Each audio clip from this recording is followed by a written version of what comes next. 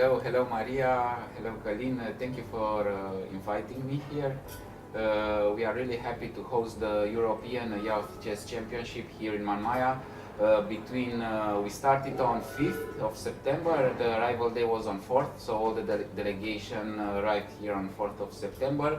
They will be here until 14 in the evening when we will have the prize ceremony, and on 15 everyone will leave, and I believe they will start school, most of the children who are attending this event.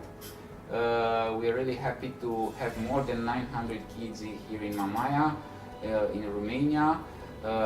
As well, we have around 500 people who are joining this event without playing. And now I'm referring to the parents, coaches, friends, fans from all over Europe. So we are happy to have the chance to host such an unbelievable event here in Romania. Okay, so 1,500 people here in Mamaia. Can you tell us more about the team behind this? We know there are many arbiters, volunteers, people with the federation working. Can you tell us how many people are involved in this such a big project? Yes, so we have not only on the arbiter side, we have 37 arbiters. We have here on the technical team around 5 or 6 people. On the organization team, another 15 people. So let's say roughly 60 or 70 people are working behind the scenes, including you, but you are not behind the scenes. You are definitely in front of them. Yes, it's it's a big team, and managing this many people, I think it's challenging, and we thank you for your work. Part with your team at the federation. It's such a great event to be here in Mamaia. And yes. I also know there's some trainings here for coaches and arbiters. Can you tell us more about that, the opportunities that these people have in Mamaia as well? Yes, the Grandmaster Ivan Sokolov, who's the coach of Romanian team, he's here in Mamaia, and he had a session with other coaches. Today will be the last day. It was a 4-day training camp, let's call it like this. As well, on the arbiter side, we had some seminar held here in Mamaia. Tomorrow, around in the afternoon, because tomorrow the round will start in the morning. Yeah, 10 a.m. Yes, it will be a special day. We will have in the afternoon some training for the Romanian coaches from the National Coaches Academy. Yeah. I hope I translated correctly, but Yeah, I'm not 100% sure. So many side events. On Sunday it will be a free day. So for everyone, and I believe on Saturday evening they will have the time to relax a little bit, everyone, because on Sunday they will have 24 hours only without chess for most of them, because some of them they will prepare. Yes, and next week already the pressure, we will see some pressure, because we will hear the medals, jiggling around here, and there will be European medals, which are not easy to get.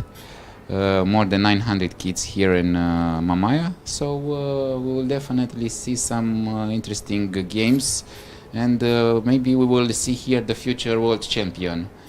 Yeah, we are actually commenting with Maria. Some games, some kids' games are amazing, and we can always see future world star potential. And it's amazing to see the level of chess, even for open under 10, under 8.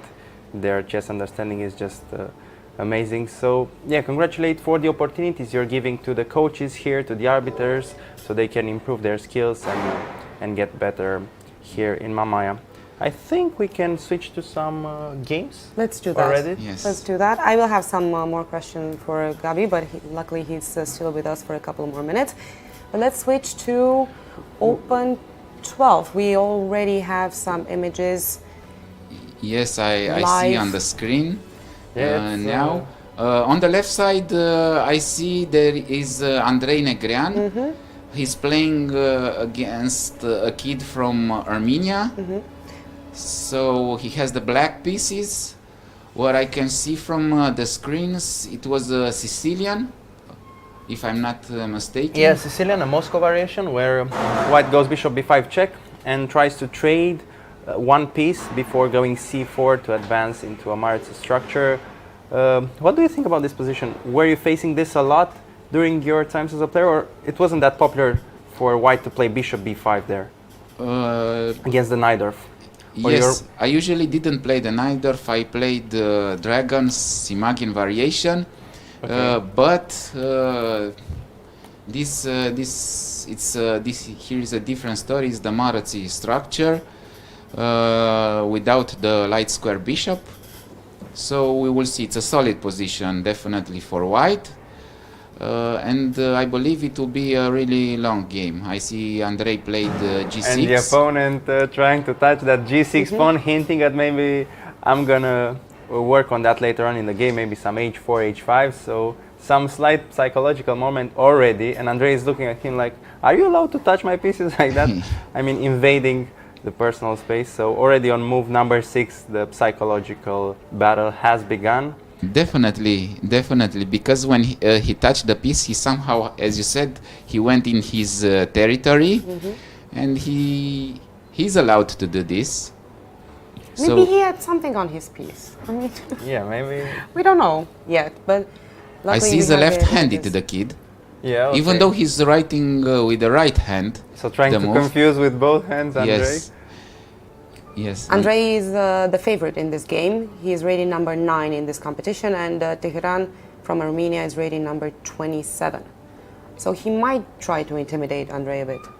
Yeah, he's the underdog. Maybe he's feeling the pressure more. But for now, they're both in their home preparation. Okay, Okay. this is a habit. I think Okay, exactly. this is part of his playing style. It's not a nice habit. Yeah, I think Yes. it's slightly against the rules. You can do that once if there's a special case, but if you do that after every move, it feels like you're trying to intimidate your opponent a bit too much. It might feel uncomfortable, but he's allowed to do this. So we will see. At this age, I believe the rating it counts, but not so much. Here we need to see if it's really important to be confident in your strengths. A lot of kids don't play so many tournaments. Maybe this is why, but his real, rating value might be over 2000 of this kid from Armenia. He has 3 out of 3, so for sure he had a good tournament until now. He's playing fast. Yes, it's interesting. Maybe we will be able to see some other games. I see as well the girls are playing next. Maybe our colleague can help us as well with some images. Yeah, if we can switch to girls under 14, where we have Alexia Andriesh. And on yellow, on the left side, I see Sara Shunia with the yellow T-shirt. maybe we She's can- playing. Yes. We can stick to Our this colleague one. found her. She's playing with black pieces on board number 4. This is under 12. Under 12. Okay, under 12, I believe. category, and we have Sarashuna playing against Wagner Cosima. Yeah, here we are with the position. It's another Sicilian, of course. Yes. Really popular. This. Sara won the silver medal in Iași in European Team Championship. Just 1 month before it happened. Yeah. Yes, with Veselina. Sara is playing, if I'm not mistaken, in Satu Mare. She is from Baia Mare, but she's playing in Satu Mare. And Veselina Semenova, she's playing at Oxygen Club in Bucharest. So both of them, they are playing here. Yes, I really hope they have a good tournament. I know everyone is putting somehow pressure to have at least 1 medal, but this might happen here or in the next European or in the next World Championship. I believe the journey is important, and to see how they grow, how they learn more and more on each day. I see her really confident, even though she's under 12. You see her confidence. So She's favorite number 7 in this competition. I think we have some chances when it comes to Open under 14. We have quite a few great players there. Yeah. Henry Tudor Henry is Tudor one of playing. them. He's Yeah. playing at which board? He's playing. Maybe we can help our colleagues who's in the playing hall with a camera. Yeah. So, Harry is actually playing in the under 12 Under category. 12. So boys under 12. At Yeah. which board? He's playing board. Ah, we can see him passing. Yeah, he's passing. He just passed through our. He's walking. Playing board Board number 9. Board number 9, number- but he's still playing in the live section. So, if our colleagues can jump to board number 9 He for just open- passed. He just Under passed 12. the guy with the glasses. Yeah, he's always walking. He's always Always on the move. always on the move. Exactly. He's rated number 3 in this competition, so he has some chances of winning a medal. Currently he has 2 points out of 3. Yeah, he made 2 draws, but they were really fighting games, and he had an El Clásico, as we called it here, against Matei Dodoi. They are both in the same age group, and they were fighting in the nationals as well. So it's good to see the rivalry from local level going to the European level. They're still rivals, and the game was amazing. It ended in a draw. And with Harry's game, it's again Maratsi structure. I can see this on my screen. And a lot of Sicilians. 3 out of 3 games we just picked randomly, and we have the Sicilian defense. Yeah. The kids are playing. They are not looking Yeah. immediate draws or playing e4, e5. Yeah, no Petrov, no classical openings, straight with the Sicilian. I mean, that's amazing attitude, going for the attack, going for complicated positions, and we enjoyed this kind of chess for sure. We also have another Romanian player here on board 7, still open 12, open under 12. We have Galeș Randy Ioan. Yeah, He is Galeș playing Randy. quite well so far. He's rated number 20 in this competition. He's playing against Buloș Paul from France. He's an underdog in this game. Okay, and a slightly different opening this time. We have the Queen's Gambit declined. This variation with the knight on e2, hinting for the f3, e4 plan. We've talked about this structure before. Usually white goes for the minority attack, a3 before b5. There's also the option of f3, e4, attacking in the center. So interesting to see already the choice of the plan has been made with this move, knight e2. And we're still in the realm of mainline theory, but a slightly different kind of game from the Sicilian. Yes, here this structure it's well known, and I believe now white needs to change that bishop from d6 and then just start pushing the pawn on the queen side. But we will see how they will play. At the moment, it's just the beginning of the game. I would like to see how the kids will handle the pressure, because the last 3 rounds they will be really difficult. Of course, the whole tournament it's somehow special because it's a European event, and at European and world events, everyone is pushing, the parents, the coaches, and For they sure. just say go relax and be careful. Of course they are careful, of course they want to win. But we will see. What We do ho- you remember from your European and World Championships Not when you were playing? so good memories, because since I was under 14, there were already some grandmasters playing. Okay, so the level was really high. Yes, I remember when I was under 14 or under 16, there were 5 or 6 grandmasters already, starting with Shahriar Mamediarov, Okay. Rajabov. So difficult games, and it was a huge difference back in the days. Now we try to somehow be there with the best and beat them. We have 2 great coaches here, actually 3. We have Ivan Sokolov at the Olympic team, National Olympic Men team. He's also helped the girls. We have Gege Isabo, who's the coach for the women team. We have the Grandmaster Ramesh, who's handling the kids. World famous. Yes. Ramesh. And as well we have Alexander Motilev, who is helping, somehow both of the teams, men and women, with the theory and technical aspects. So I believe we have someone here who can teach us chess.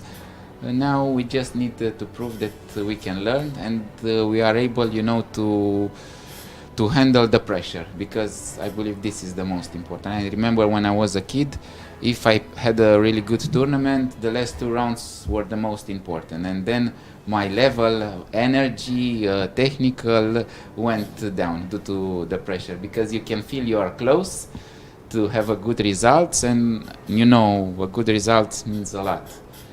And Yeah, we know the feeling. Already when you were talking, I was thinking of my experience, but we are talking here about the mindset here from the first days. We know this is all about the pressure. So how would you recommend, looking back from your own experience and now, even as a coach, what would you tell a kid that's maybe around 8, third place in their category? what I learned, because I didn't have a clear answer even now, and I discussed a lot. I asked Mr. Ramesh what is his suggestion on this, and he told me that you need to have the perfect balance. It means you need to have the same routine. Doesn't matter if you win or lose, doesn't matter if tomorrow you play for the gold medal or if you are on the last board. To have the same routine every day in a tournament, to have the same routine when you prepare, and just to keep your brain and your spirit at the same That's really good. level. That's really good really advice. good. Yes. So This is what he told me as well. I asked him about, I've seen Prague, he's eating bananas. is this the And, secret to his? Some of the guys, they are drinking coffee during the games. And he discussed with Magnus this aspect as well. And Magnus is not drinking coffee at all during the games, because when you drink coffee, you have a spike of energy around of 20 minutes. And then let's say you are 110% of your energy, And then you but drop. then Then you you have a go, crash. you drop until 40 or 30%. And that's where And blunder. this is yes, and but if you eat bananas, I do not know how to explain what's why the bananas are so good, but they keep you around 80 or 90% of your energy for 5 or 6 hours. So more stable, and Yes, that's what you are want. more stable. You are never at 110 if you drink coffee, but you are never More at stable. 30%. Okay, that's really good. And we want to avoid the situation where you blunder one move and then the whole game Yes, is. water and bananas. Okay, that's actually sound advice from the Exactly. nutritional point of Yes. view as well. But And very practical. Routine, water and bananas. Yes, Yeah, and and in the game you need to really to keep as well your balance. We have more images from the Yes. room. this We are is able to Shuna's see game, right? Sara. Yes, Sara Shuna. She's playing with black pieces. okay, and the position has advanced a bit. White went for this A4 plan. We had this position also a few days ago, and we were suggesting this H4 plan, which is typical, but white can also go on the queen side with A4. And the main move here would be just to take on A4 and keep developing with G6, and the plan would be F5. But it feels like this is the first moment out of the opening where Sara is thinking. So it's maybe an opening surprise, or maybe she's played this position before, but she's trying to pick up the right plan. But we're confident she'll But find a she's way. relaxed. Yeah, she's always relaxed. We saw her in the previous days as well, and full confidence, relaxed, and I think that's the right attitude. You don't want to be too stressed. We also saw Tudor Henry, he's always moving, he's always making faces, and I think you need a balance between the two. You need to express your emotions as well, but also keep yourself calm and composed. Also, we just started the round not too long ago, so I'm sure she's trying to conserve some of her energy. Yeah, because these games last for 5 hours, we saw yesterday as well, and it's oftentimes during the end game that you get that small mistake and the whole game is gone. So definitely good strategy to preserve the energy for the whole game. Yes, yes, and we also have a really nice playing hall here. Maybe our colleagues can help us. We have a beautiful stage where the arbiters are staying. We have 2 big screens where we are able to see, all the flags of the countries who are attending this event. So there are 2 playing halls. We have Yes. images from one of them. The other one is for open under 8, girls under 8, Yes, and under 10 thank you, section. thank you. We have our colleagues who's now walking around. Yeah, With we the see camera. the flags. We We're see vlogging.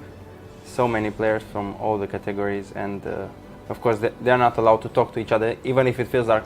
But actually, if you go into the playing hall, it's perfect, really silent. almost perfect silence. Perfect silence. You can only hear the clocks, The AC. Yes, the AC.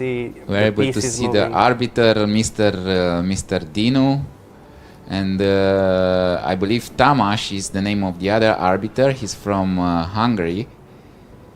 Yes, really good arbiters here. Loving We the have, close-ups. yes, he's the deputy arbiter, and Mr. Radu Kirila is in the other playing hall, the other deputy arbiter.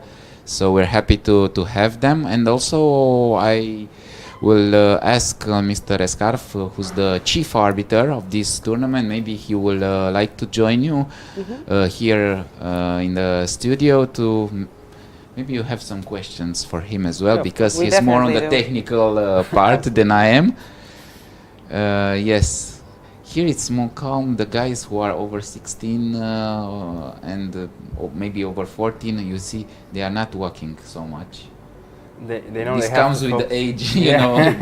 And not They are yet. already old if you compare them with the other kids. Not yet. Maybe later. We see that maybe later into the game. We are playing for 2 to 3 hours. Some of them have the tendency to walk more than not. And here we had the Prisocaro Stefan in the images with the white pieces. He had that amazing game against Rosen Eitan, where that rook sacrifice for 2 pawns. We were talking to him after the game. It was a tough loss, but he was appreciating the opponent's skill and the fact that he sacrificed the rook for only 2 pawns. It was definitely a beautiful game. And even after a painful loss, you can still enjoy the beauty of chess. And we saw great sportsmanship of him. And now his position looks solid. He's usually playing with this kingside fianchetto bishop, so probably no expecting sacrifices for now. Yes, yes. Thank you so much for inviting me here. Yeah, Well, thank you for Gabi, taking the time. I honestly hope we are going to see you maybe next week. Yes, yes, here for again. sure. I will come back to comment with you some interesting games, and maybe we'll have as well some news, because we are preparing some European and World Championship for the upcoming years. For the moment, we cannot say much, but when we will be able to say, for definitely we will announce it. Thank you, Kalin. Thank you, Maria. I wish you good luck. Here, I know it's not easy, but it's a really nice feeling, you know, to comment such events where the kids are playing, and you have a lot of material here. Yeah, We many great definitely games, do. many Exactly. games, the expressions on their faces, on their bodies, so definitely a lot of material to comment. Thank you, Gabi. We thank you for organizing such a big event together with the team in the Romanian Yes, I Federation. forgot maybe to thank to all the team who's involved here, but I'm sure when I said that there are around 70 people in the organization, It's I hard would like to to thank to all. I will not name anyone, because for sure I will forget someone. That's the best course. strategy. Yes. Thank you so much. And we hope to see you soon. Yes, yes, for sure. Thank Thank you, thank you, Gabi. We had the international master Gabriel Grecescu in the studio. Such a nice guy, working so much for this event and for future events. He was telling us maybe some surprise announcements later on in the week. Part of a great federation, doing Yeah. so much for the Romanian chess. Let's move on a bit, and let's spice things up and Yeah, of start course. with one of my favorite parts, which would be the girls under 8. Okay, we can go to girls number under 8, and There's always some show. I'm sure that there are some more moves that have been made already, and something that I've seen with the girls under 8 and girls under 10, they're quite a big representation from Romania as well. yeah. So first board we have Irma Keser against Camille Bilot. I think we saw Camille before. She might be already the established name in this category. 3 points out of 3, both players on 3 points out of 3. So we're already talking about high level. 3 victories in this field is no small feat. And let's have a look at the opening, which started up as a Veresov attack, and definitely not the main lines, but I guess that white has some ideas involving this knight on c3, because usually you either go with a knight on d2 or you go c4 and then knight c3. So it's not so usual to have this knight on c3, but I guess this normal thing, you take on g6 and maybe you push e4? Yeah, pushing e4 is also... At some point. Yeah, it's actually a good idea, because now knight is pinned, so you can take advantage of this pin and go e4. So we're already seeing some concrete preparation. It's not a main opening like a Sicilian or Queen's Gambit decline. It's sort of in the realm of sidelines, improvising with surprises, something that we like to see. Yeah, surprises. Maybe Camille is out of book right now, but from the time management point of view, she's spending 15 minutes so far. So 15 minutes for 7 moves means that you're already not that familiar with the position.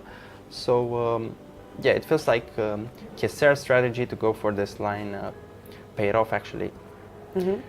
On board number 2, we have a Romanian player playing with the black pieces, Carla Ioana Marchiș. She was on the live boards yesterday as well. She has 3 out of 3 points, playing against Helena Taradajko from Poland. Carla is the favorite rated player against Helena, so let's see what she's playing today. Okay, so we have Carla with the black pieces, and she's employing the Benko Gambit, which is one of the most aggressive openings against one d4. She's going for a pawn sacrifice on the queen side, but getting her pieces out earlier with the bishop on a6, and now she's probably gonna go for this king side fianchetto, bishop to g7. There's a check on a4. We know this line is just a trick, so you get your knight on d7, and later on maybe confuse the maneuver of the knight. But yeah, so far so good, and it's actually this moment that I want to spend some time on, that black manages to get the pawn back on b2, which is surprising because the whole point of this Benko Gambit is to lose a pawn and then just play for the dynamics of the pieces. But once you get your pawn back, we know that these positions are easier to play for black. So I'm curious to see what the decision was behind that. I don't think that's still theory. Maybe a slight move order confusion, as we saw yesterday in that Ilinca Felix game. We thank the chess architect for the insight that Ilinca mixed the move orders. And now pawn to a4, and even though the pawns are equal, a passer on the a file. And it's already move 16, and we're out of queens, and the action is on, definitely out of opening theory. And yeah, we could see the differences between categories, that here under 8, it's already moved 16, queens off the board. And when we were looking at maybe under 14, under 16, they were taking more time in the opening, maybe calculating more variations and so on. And this is why I like to start with this category, because there's a lot of action already from the beginning, from the get-go. So it's go, go, go. Yeah, that's actually a true observation. We saw things happening early on here in this category, so that's definitely the best category we can watch at this stage of the live stream. d4, d5, knight c3 takes. Okay, we have a French defense on board number 3. That's the game between Merhibam Ahmadi and Mariam Rekiashvili. And this is the Rubinstein variation of the French. We've seen this before. Black is trying to trade some pieces and hope for some equal endgame after c5. Once you trade this pawn on c5, there will be different pawn structures on both sides, but we feel like black is fine. And this knight on e5 is gaining some space for white, but you can at the right moment kick it out with f6. Of course not right now, because knight g6 is a fork.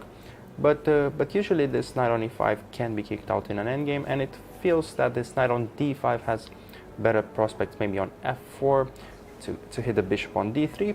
And this bishop on c8, oftentimes the main character of the French defense, now has found a way to go b6, bishop b7, and have some activity over the long diagonals. So it feels like black comfortably equalized here. And yeah, we'll see what happens later on. Now we can go to open under 8. Yeah, I think we have Leonid Ivanovich against Mahamad Kazimzadeh. And let's see. On board number 1, Leonid Ivanovic is rated number 4 in this competition.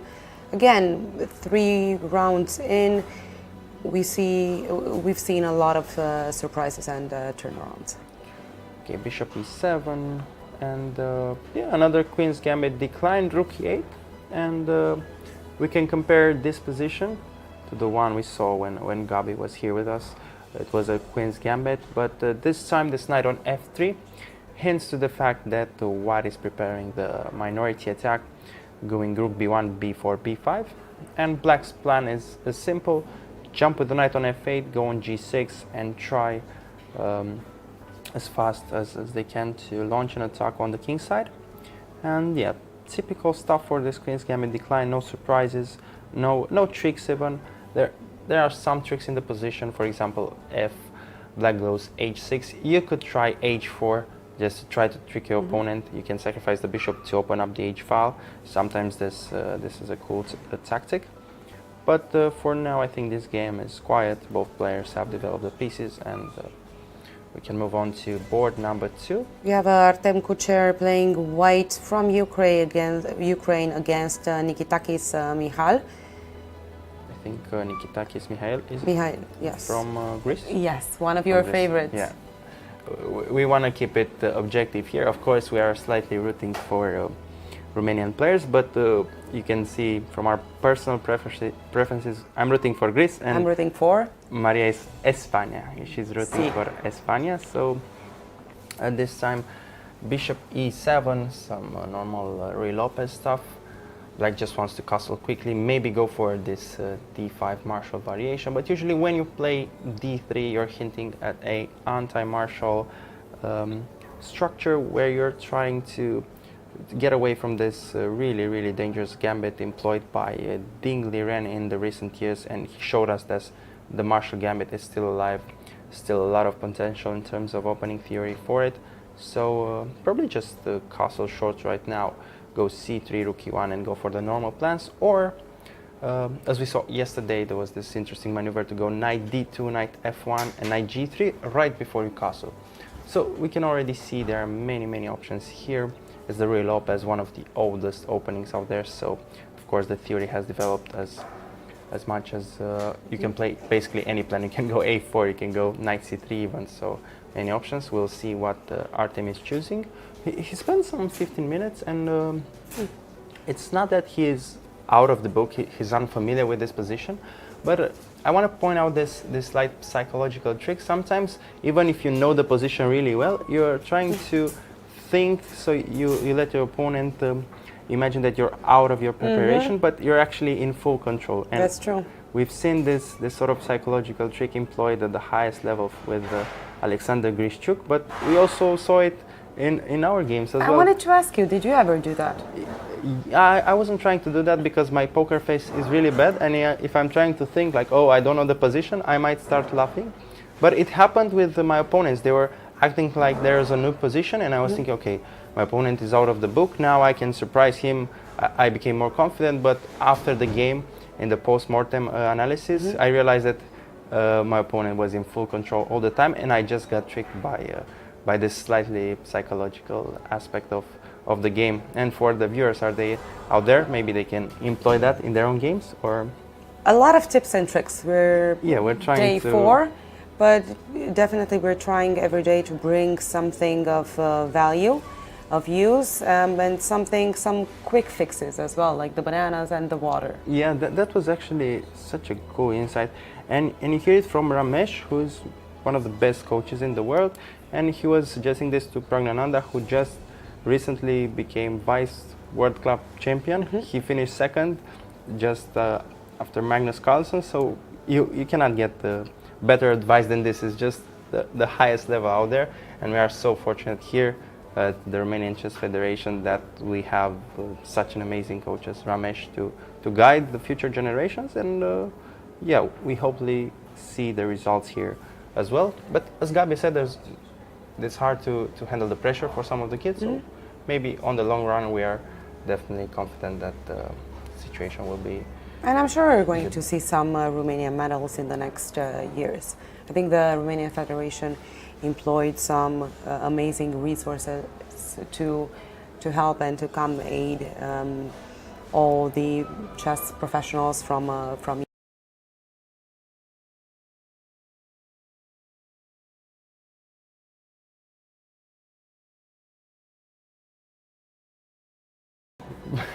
Back in our times, we had the really good coaches, but the information available was just not there. The internet wasn't that developed. There were a few books. I remember there were a lot of Russian books that our coaches had to translate, and they had to go to some people who knew Russian to translate information that was really, really valuable for us to use in the games. But now everything is just one click away, and you can get access to really valuable information. And it's just a matter of if you enjoy the game and if you're willing to put in the hours in order to master this game of chess. Let's move to the next board or category. Let's see board number 3 maybe? Let's see board number 3, and then we are going to switch to girls under 10. We have Andria Iacala and Haik Matevosian. I think Haik is from Armenia. Seems to me like an Armenian name. And yeah, we saw a lot of great Armenian players these days. Their federation is amazing, and the delegation here is around 50 people. Okay, let's see the opening. It started off as a, let's see, okay. I don't know how this is called, so this is a first.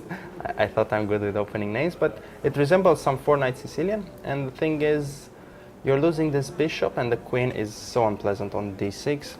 Now, rolling back to g3 to hit g7. So already you're trying to convert your space advantage into something concrete, and probably h4 will follow next. A typical plan here, hitting the knight.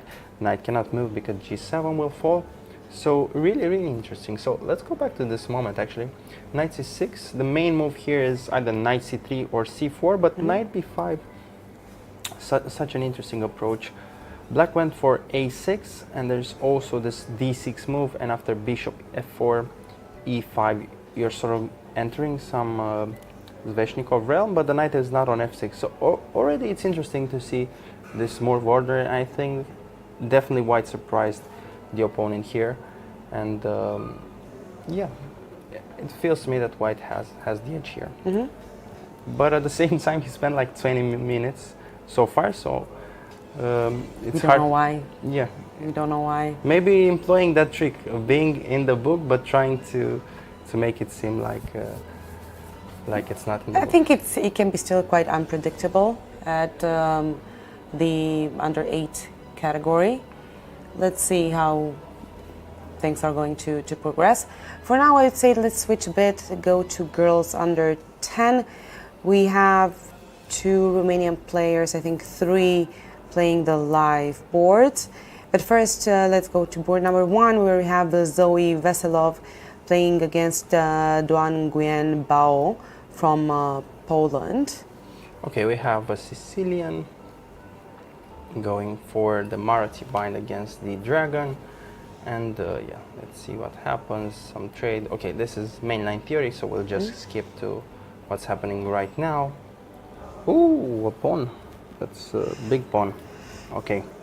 Critical moment, but at the same time, b4 was totally unnecessary, unless it's theory. So unless there's some sort of theory, queen b2, and now it's white to move. We might argue that this is a legit pawn sacrifice, but it felt like the position was still okay without it. You can still go a3, you can maybe go king h1, and then push b4. Do you think it was a theory or a mistake? Yeah, I would say it's hard to tell if it's a mistake, but yeah, I think it's just a blunder. He just blundered the pawn, but at the same time, there's still some hope with this king on g8. And again, if we're talking about the psychology of the game, it's even hard for black. She won a pawn, and maybe now she's relaxing, saying, okay, the rest of the game is just easy, but it's not so easy because now white will just employ full forces, full concentration to find any chance, because she knows once a mistake is done, it's hard to get back into the game. And we were discussing yesterday a concept that you implemented here. What's the move? It's called What's the Move, and it's about exactly that. So what do you think the move is here for white? Yeah, I was trying to think of something here, but the concept of what's the move is simple because chess is so concrete. People sometimes forget it's not all about the art or some interesting concepts. It's all about just finding your next move, just focus on the next move. And I was thinking knight d5. I was thinking exactly the yeah, same. Knight d5 is thematical, but you don't really want to trade another piece. Okay, we see knight d5, so maybe we're not so rusty as we thought. But knight d5. We should be commenting more on under 8. I think that's where the level is on par with our. I think it's going great. I think we're doing good. But it goes against the things we know with chess that you're not supposed to trade pieces when you're behind in material. Exactly. Okay, so if we do some calculation, of course e6 is not really a move because I can check, take the bishop, and then I'm attacking this d6 pawn. So that's not cool. And if you take, I don't know, I never know what's the correct capture here. Is it the c pawn with the e pawn? The good thing with the e pawn is that okay, she takes, so we will see. So what's your gut telling you? Yeah, it's probably the e pawn because it feels like you're opening up this file and you're having a concrete threat. And with the c pawn, I'm afraid that more pieces will be traded. You just go rook on the c file, and you're just allowing black to do more of what she wants, which is trading pieces and going into a better endgame. So I think taking with the e pawn is the only way here. I predict she's going to take with the c. Okay, so we're gonna have a debate here. Why do you think is it the c pawn? Is there anything to it? It's just a hunch, okay. a prediction. A prediction. Yeah, the thing is, after we take with either pawns, this pawn will be hanging. So black needs to solve this, but at the same time, it's not that difficult. Yeah, you go knight c5. That's easy. You just go knight c5 for black. But what I like about taking with the e pawn is that after knight c5, it feels like your queen is a bit away from the king, and maybe I can start going rook e1 and bishop f1. But I like you capturing with the e. Yeah, and if you capture with the c pawn, I feel like it's just. If you have more plans or something, maybe. Yeah, the problem with this e capture is that this. Maybe an f5 at some point. Yeah, f5 is a typical plan. But the problem with taking with the e pawn is that this c pawn will be weak forever, and if you're not doing anything right now, then it's just gonna be even worse in a potential endgame. That's what I'm saying. For some reason, my hunch is. Yeah, your hunch is correct. You're thinking about the long term, but I was thinking the long term is already compromised. So why not just? No. I think I would take with an e, but I think my hunch is that the player is going to take. Zoe is going to take with a c. But at the same time, some kind of endgames might be draw as well. Maybe if you're trading everything and bishop against the knight can be a draw. Of course, the queen endgames might be drawish because this king is slightly unsafe. Rook endgames we all know that have drawish tendencies, but also this particular pawn structure, I think it's easier for white to make a draw because these pawns e7, d6 are slightly behind, and you can have these tricks with like e5 and then push the d pawn, and you can be in time with a passer. So okay, bishop to d5, and now it's probably gonna be a tough decision. So let's. We might come back to it. Move to board 2, where we have a Romanian player. Nistoroae Maria playing with black against Marta Dograshvili. Okay, let's see the opening. Going this, short castle, bishop f3. Okay, some critical moment already in move number 9. The queen jumps to d3, which is not something we see that often in the Sicilian, and it feels like you just go knight e5 and the queen goes to e3. So some queen traveling, some... Not the best, I would say, place for the queen to be. This traveling feels like a city break tobacco, but this kind of thing where you move around and then you're not ending anywhere. But okay, bishop. Now we're nice. I mean, yeah. No, not yet. Nice. Not yet. bishop to e2, and now we need to think about white's plan with f4 and see where this knight is heading. Of course, c4 is the main square. Once you go to e5, you can go to c4 to hit the queen and have a good outpost on the c file. But at the same time, you think black is gonna castle kingside right now, or maybe delay? It's both options are available. There's also some crazy plans with h5, but not in this particular structure. Oftentimes when the bishop is on b7, you can start going h5, h4, and it's actually making a lot of sense. So this is also an option. And yeah, I don't know if I would have allowed this bishop to go back. Maybe taking on f3 would have been tempting. But at the same time, white spent so many tempes. He went bishop f3 and then bishop back, and we know that this position should be better for black because you're wasting too much time with white. It's quite comfortable. So good position for Maria, and we can move on to board number 3. We have Svitenko Solomia from Ukraine playing against Lilian Schirmbeck from Germany. Lilian is rated number 1 in this competition. She's playing with the black pieces, so I'm curious how she's doing. Okay, we have the first Caro-Kann of the day. You must be smiling, yeah, at least on the inside. Yeah, I'm smiling. I'm trying to remember the theory of this line. That's why I'm not smiling, because on the inside. Yeah, it's a lot of theory here. You can go h4, knight f3. I don't want to go into too many details, but yeah, I think we saw this trick before with queen to d3, and yesterday the black player played queen to a5 and queen to a6. This is a typical plan for people at home who are trying to know more about this variation. And this early h pawn push is something that that hints at the fact that Lilian is actually trying to play for a win from the get-go. No slow maneuvering, not that many trades, going h5, h4, gaining space on the king side. This will benefit black in an endgame, but right now, since the queens are on the board, it's harder for you to castle on the king side. So drawbacks to this move, but also some advantages. Now knight to c3, and it's up to black to decide what's the next move, where we need to choose between c5 and a move like a6. If you go c5 immediately, you might run into queen b5, check, attacking the pawn, and you're somehow forced to play queen d7 to trade the queens. And I don't know if you want to trade the queens right now, just right now. Usually you want to trade the queens in this pawn structure, but right now I don't know if it's the best strategy. And if you want to avoid that, you can play the prophylactic a6. There's never a check on b5, and then you go c5.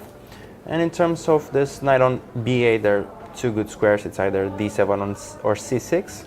So I would wait to play c5 and then see which one is the best. Right now, going knight d7 feels a bit restrictive. I'm losing the option to play knight c6, and bishop on f8 just goes to e7, and is comfortable there. Before taking a short break, let's move on to board number 4, because we have rank number 6 in this competition playing against Mane Hakobian from Armenia. She's also the favorite player, Emma, in this game, so let's see how the opening is going. Okay, so Emma is going for this kingside fianchetto development, and I want to point out what black is doing, which is a reverse London system. If you look at this position, she played d5, knight f6, bishop f5, and actually the London system with the black pieces is also a good alternative. This just shows how much the theory of the London system has developed, that even you can play with black with the tempo down, but this still works. So this is a modern approach by black. And now we have a series of trades on e4, and now the rook rolls back to e3. Let's see this from the white's perspective, because it's easier for us to point out the space advantage. White can maneuver easily. Moves like queen to f3, rook to d1, while black will probably go queen c7, rook d8, and hope for a break with c5. But every time you play c5, this bishop on b2 is opening up, and there are many ideas linked to kingside attack with knight g4, and even lifting the rook to attack the king. So definitely Good position for white. And maybe there's also this a4 move that we need to mention, because it's thematical break on the queen side, trying to trade a few pieces, and usually the endgames are comfortable for black because this d pawn is weak. Even though this is a good asset in the middle game, we can maneuver easier. In the endgame, there's no other pawn to defend it, and you might have a hard time handling this pawn. So it's all about the middle game. If Emma manages to maneuver the pieces to the king side and launch an attack, or if black manages to make a few trades, break with a4 or c5, and transition to the endgame. But I think we might be watching this game more, but for now we're going to break, and we're going to come with more games here from the European Youth Championship, round number 4.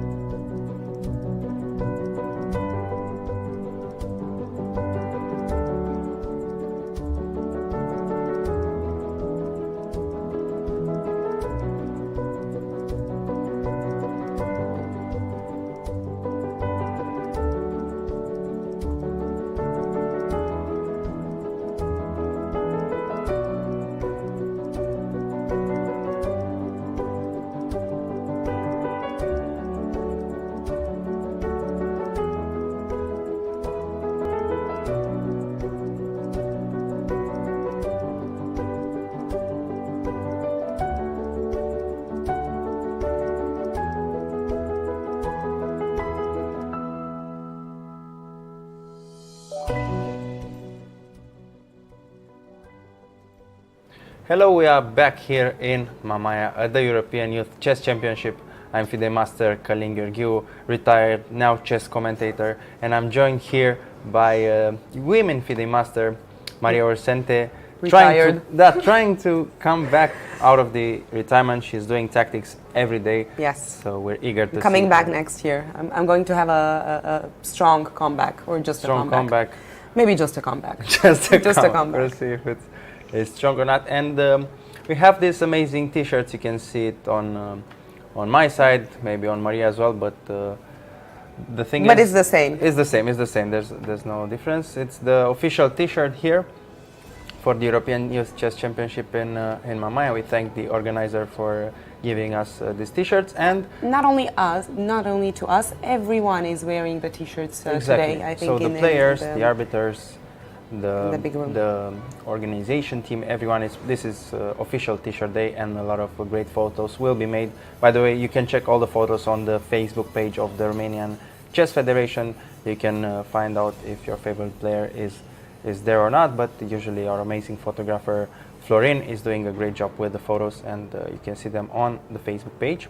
And yesterday we promised you the puzzle of the day that was solved by our own FIDE Master Călin Alexandru. He is also an arbiter here, and during the break he managed to solve that puzzle. The solution was Queen to D6, followed by a knight promotion. So we congratulate Alex for the solution. He's winning one of these T-shirts. And now for the puzzle of this day, we're going to switch to this position. It's white to move. It's again a checkmate in two. This puzzle was proposed to us by international master Anton Theodor. So if you want a official shout out here in the stream, please give us the puzzle of the day. And for the viewers, please write the solutions in the comment section. And tomorrow we'll choose a winner for an amazing prize that we don't know yet, but there will be something.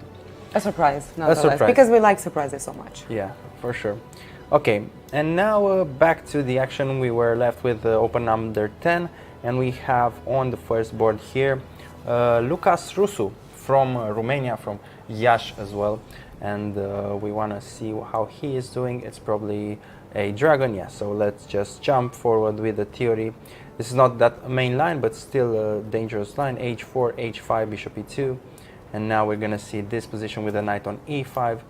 Probably white is trying to go for this G4 break, but for now it's not really working. You can just take H5, you take this as well. So more or less switching to this other plan of Bishop H6, but at the same time black is hitting the king as well with B4. So typical game for the dragon. We have opposite side castling. We have both players trying to checkmate each other, and we're talking about the first board, and the tension is real. White has spent 15 minutes while black has spent 40 minutes already. It's moved 13, so definitely a clash of styles, and also a clash of who's getting to the king first. What do you think? What's your intuition here, Maria? Who is going to be first with the attack? You think it's going to be white with this Bishop H6 and G4 plan, or you think it's going to be black with B4, Knight C4, straight to the action? I think it's going to be black. Yeah. This is my intuition. Yeah, I was thinking this as well. Black feels like, if we switch the perspective, it feels like black is closer with the attack. Just this pawn hitting on B4 is hitting the knight and hinting that the attack has started. B4 can be followed by A5 to A4, and this other knight will be attacked. Things are getting hard to manage for white, but the good news about this position is, Still quite solid for white it's at this stage. Still quite solid, and white oftentimes can switch from this dream of attacking on the king side. They can switch to the center, going to knight d5, going knight d4. So okay, Lucas has made this move to rook g1, clearly hinting of this g4 plan. So now he's preparing to attack. I'm curious how black is going to respond to that. If they're going to, well, get more agitated and go straight away with anything resembling b4.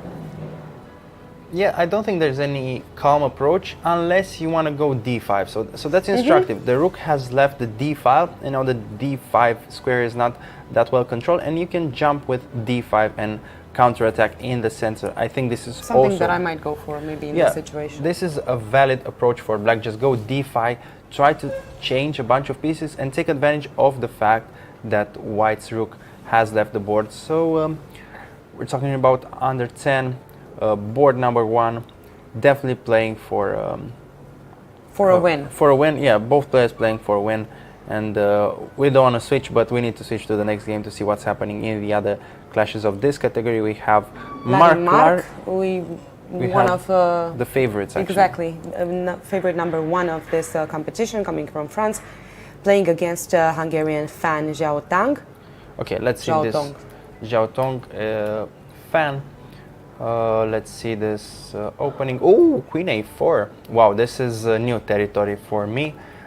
The queen usually ends up on E2, but Queen A4, that's creative and definitely home preparation, because we can see on the time management that Mark has only spent 10 minutes while Fan has spent close to 1 hour. So Queen A4, let's see the snapshot of this moment. Your last move is Knight F6, you're thinking, okay, this is mainline theory, nothing can happen, and your opponent goes Queen A4, and you're starting to come up with this question, what's the point? What's the point of Queen A4? Is there any threat? There's no threat right now because this knight is well defended by this B pawn and D pawn, but at the same time, your move A6 is not threatening anything because the pawn is pinned. I can take your rook after you take my bishop. So it's not so clear what's the plan, but at the same time, it's annoying that this A6 move has no immediate effect. So black went for this Queen C7, again, typical square for the king, for the queen, sorry, and after the Queen on A4, even if it feels like it's not doing much, it's actually restricting black's activity, and it's actually more useful than the Queen on B8, for example. And yeah, take on F6, and let's see what's black's next move. There's not that much time for calculation here, because it's a matter of strategic decision. Do you want to take with the pawn and have an additional defender to your king, or do you want to bring your knight in? You probably don't want to trade this bishop if you go bishop F6, because no, definitely not. You're trading the main defender of your king, and you want to avoid that. So I would probably guess knight to F6. It's sort of the normal way, but also taking with a pawn, it's not something to not consider at all. The knight can jump to D6, which is actually a funny square right in front of this D7 pawn, and then you may have a hard time dealing with this C8 bishop. But I need to point out, it's always the C8 bishop, Maria. It's always the C8 bishop. Always. Yeah, it's always in a lot of openings, and throughout chess always. we see this bishop on C8. Nothing personal against it, but it's always finding a hard time to get out of the game. There's this big log diagonal here that he can jump in, but yeah, I think that's a key thematic strategic idea here. And oh, I said so many words, I don't know if that makes sense, but I wanted to say that this bishop on C8 in a lot of openings, and this realization came to me when I was actually teaching. When I was playing, I thought, okay, bishop on C8 and bishop on F8, they're just the same. But actually, when I was starting to teach, and oftentimes I would see bishop to C8 to G4 and take F3, I realized, okay, that's a pattern. A lot of times we just want to get rid of this bishop on C8, so I think that's a good takeaway, that people can think of ways of dealing with this bishop first, and then by getting rid of it a lot of times. Yeah, a lot of times you get rid of it, but if it just stays on C8, it's not good as well. So getting rid of it is a valid strategy. Let's move on to one of the main favorites of this competition, rank number 2, coming from the Czech Republic. Oh, and we have the first encounter of the Wiener variation of the French. I'm already interested in this game. And Yanis went for this e takes d5 line. He's trying to avoid the theory. The main theory here is pawn to e5, closing down the center, and it's a long maze of variation, but taking on d5 is a respectable option, and you're also restricting your opponent's choices. It's easier to prepare this, and here white's pieces are just straightforwarding into the game. The queen goes to f3, which is actually a good case to show that the queen here can develop before the knight, because we will use the queen in the attack. Bishop to b6, h3, g6, and now bishop b5. Okay, up until bishop b5 everything is harmonious in white's camp. It's only that this knight on c3 maybe not finding the right square, but I would jump with the knight a4, to capture this bishop and then say, okay, my bishop on e3 will rule on the dark squares. But this bishop b5 idea, I don't really like it, because what's your plan? You just want to give this bishop for a knight, probably hinting at the fact that if you recapture with a knight right now, d5 will fall. But yeah, I can just go bishop e6, and I don't see any way to bring another attacker to the pin or actually use this bishop on b5. So curious decision. You have knight to f4 if there's... Okay, knight f4 to bring another piece towards d5 makes total sense. So probably that's the main idea here, to just switch from what Actually, seemed you don't, because d4 is... But you the can d4 still... pawn, and you can still... Yeah, you can actually do Oh, that. tactics time. Okay, let's see. Tactics, yeah, because you Bishop can then go e6, with rook knight d1. f4, and let's see. If you take first with the knight on d4, I can take, and then I'm taking your rook. But if you take first with the bishop, if I recapture, then you're taking with the knight and you're hitting my queen. So actually this makes sense. So bishop e6 followed by knight f4 runs into bishop d4, and according to tactics, this just doesn't work. So you need to bring another defender to the d file, which would be rook d1. Rook d1. So great spot, Maria. You cannot go knight f4, and yeah, you just go rook d1 and continue with the game. But I can't help but notice this last move by black, pawn to g6, weakening the king and supporting this f5 square, which we know a lot of the times. Again, it's funny how things connect. Sometimes this bishop on c8, we were talking about what to do with it, and here if you just look at the position, you would think, okay, bishop e6 and life goes on. But here Nikita actually found a concrete way of handling this bishop, going to f5 and trading it with the bishop on d3. And maybe now we're starting to understand the position better. Bishop b5 is running away from the actual trade of the bishops. Okay, so that's some deeper idea by Yanis. I missed this reasoning before talking about this bishop on c8, because oftentimes there's a strategy here in this kind of position: trade everything and leave the bishop on c8 against the knight. So maybe he's trying to employ that. He's starting with the trade of this bishop on d3 just to avoid trading it with the bishop on c8. So this actually makes sense, and now that I had a second look at it, I actually think it's a cool idea. So yeah, the game is still on. It's Yanis against Nikita Filindash. It's board number 3. Board number 3. So under 10 category, and a lot of pressure already for and we see ideas. We're actually seeing strong ideas. Remember, these players are only 8-9 years old, but their understanding is fantastic. Let's move to switch categories a bit. We're going to girls under 12. See how they're doing. We have on the first board Gabriela Tokarz playing against Kinga Ladjamik. Both contestants from Poland, so I'm sure this is a national derby. Girls under 12. Let's see how they're doing. Oh, the Meran. That's such a nice opening. I used to play that with the black at some point. Oof. Okay, this is the position. The current one? Yeah, if we see it from black's perspective, it's quite uncomfortable. Yeah, I just wanted to say something about the Meran. I was working with someone, and he was telling me that at one point he was employed by a top-level player to spend 6 months just to find an idea against the Meran, which I thought it's so amazing. So his job was mainly to spend 6 months to just find one opening idea against the Meran, and in the end he found something. But yeah, the Meran is one of the most solid approaches when it comes to this. And yeah, queen e7, pawn to e5, and yeah, the king is still in the middle. There are no open files, but I think e6 might come at the right moment. This is a thematic break, and yeah, if you go knight d5, you might run into bishop e4, which is an annoying pin. If you go knight g4, then you don't go knight g4. There's no real.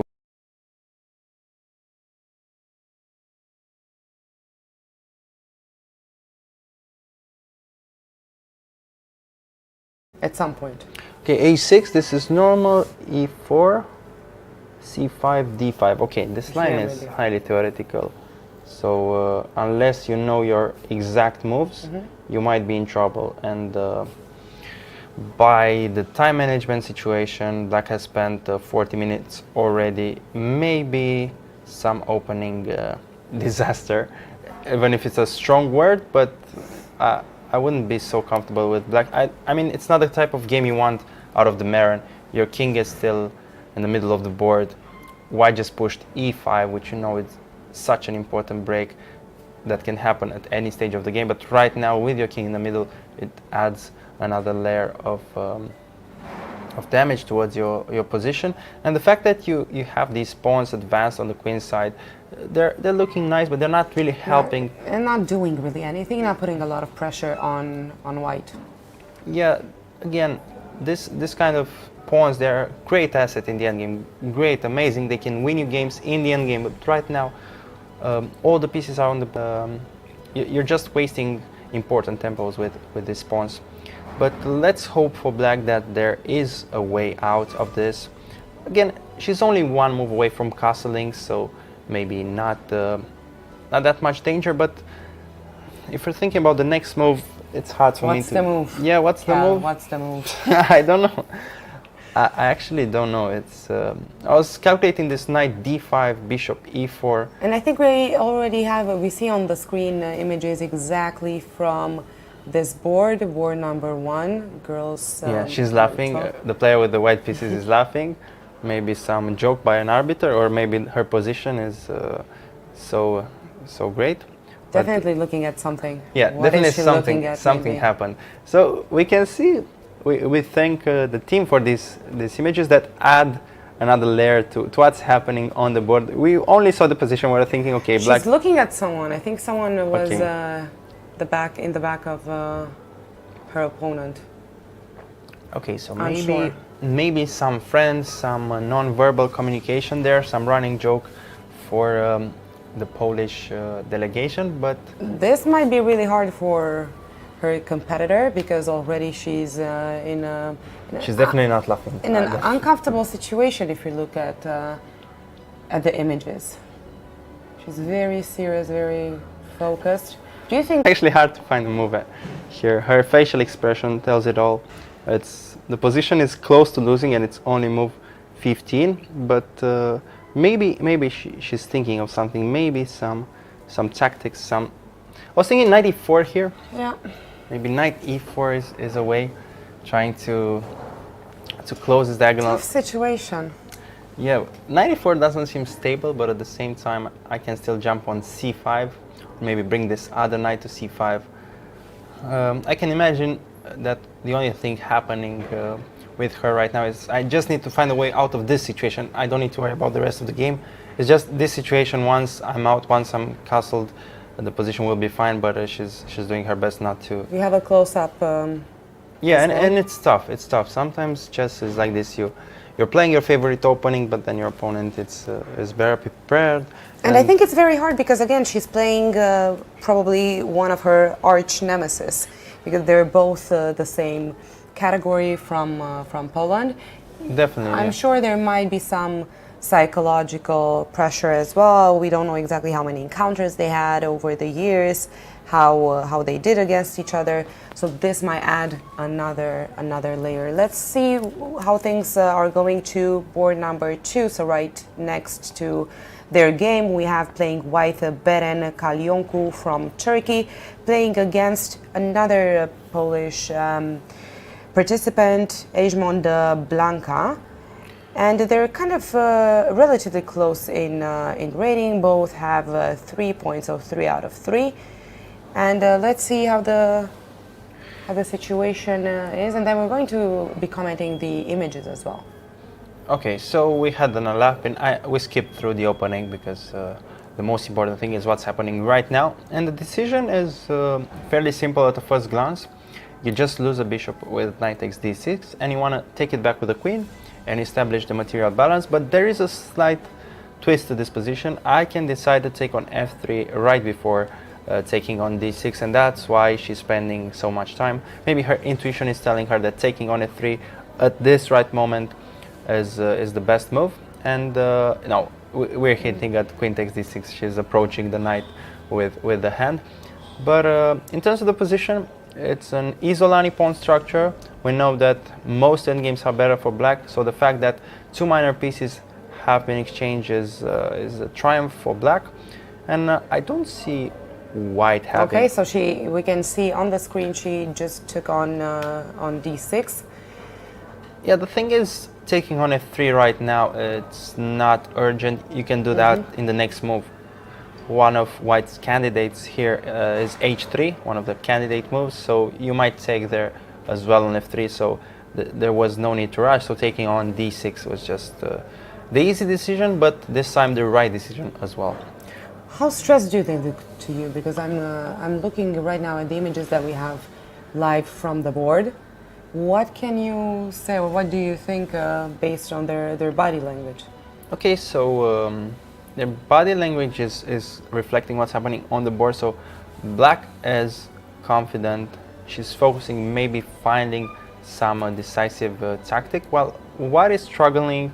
She knows that the endgames are not a good options in this position, and she's trying to figure out of any solution, but slight disappointment for the player with white's position. That's what I can tell from the body language. It feels like the opening didn't go as planned, and now she's just left with this Isolani on d4, and she's trying her best to get rid of it. And maybe d5 here, I was actually thinking might be an option. Maybe she spotted as well d5. Now her face kind of lit up a bit. d5 could be a concrete way of solving all your problems. Now, if you recapture on d5, my queen is taking your bishop on g4, so this is not gonna happen. And if you take on f3, I can recapture with the bishop, and now I'm supporting this pawn on d5. So right now we might see actually d5 to be the break that allows white to re-establish the balance and actually hope for more. If we're talking about that bishop against knight scenario, if you take on f3, I think she looks relaxed to me. Yeah, maybe she saw d5 and she's just trying to make sure it's the right move. She's doing the blunder checking, and obviously we might both be wrong, and she's just focusing, and she's none of yeah, of course we can be wrong, but I think it's the type of position where if you don't play d5 right now, you lose that. You lose the chance, because I can maneuver my knight 97, knight d5. I'm blocking the Isolani, and then the position is easier for black. I can start doing the trades, but this very moment d5 is possible, and I would think is the only move available for white. You can move it. Might be the best move. I would go for that yeah, as well. d5, and we're not only talking about an equalizing strategy here to swap the pawns. We may be talking about some advantages here for white as well, so definitely interesting moment and critical.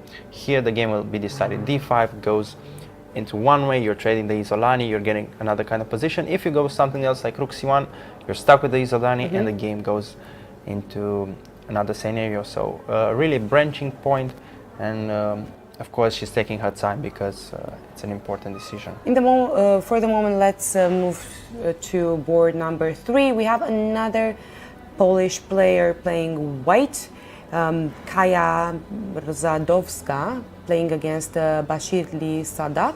Again, quite close in ratings, both 3 out of 3 points. So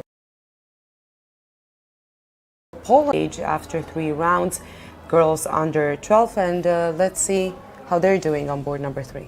Okay, so 4 players from Poland in the first 3 boards. That's amazing for the Polish delegation, and we just fast forward a bit because I think this endgame is really interesting. It started off as a Marathi pawn structure, but now in this scenario the 2 bishops are actually not doing much against this bishop and knight combination, and it feels to us that black has equalized and can start playing for an advantage with a move like d5. With d5 you get a passed pawn, you get more active pieces. If you trade, you can recapture with a pawn, and then your knight will maneuver.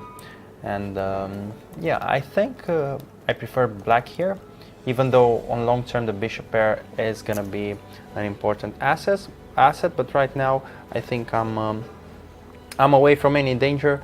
there's not that much weakness on d6 because we know from Sicilian d6 whereas problematic, but once some pieces are traded, most endgames with the Sicilian as black are favorable.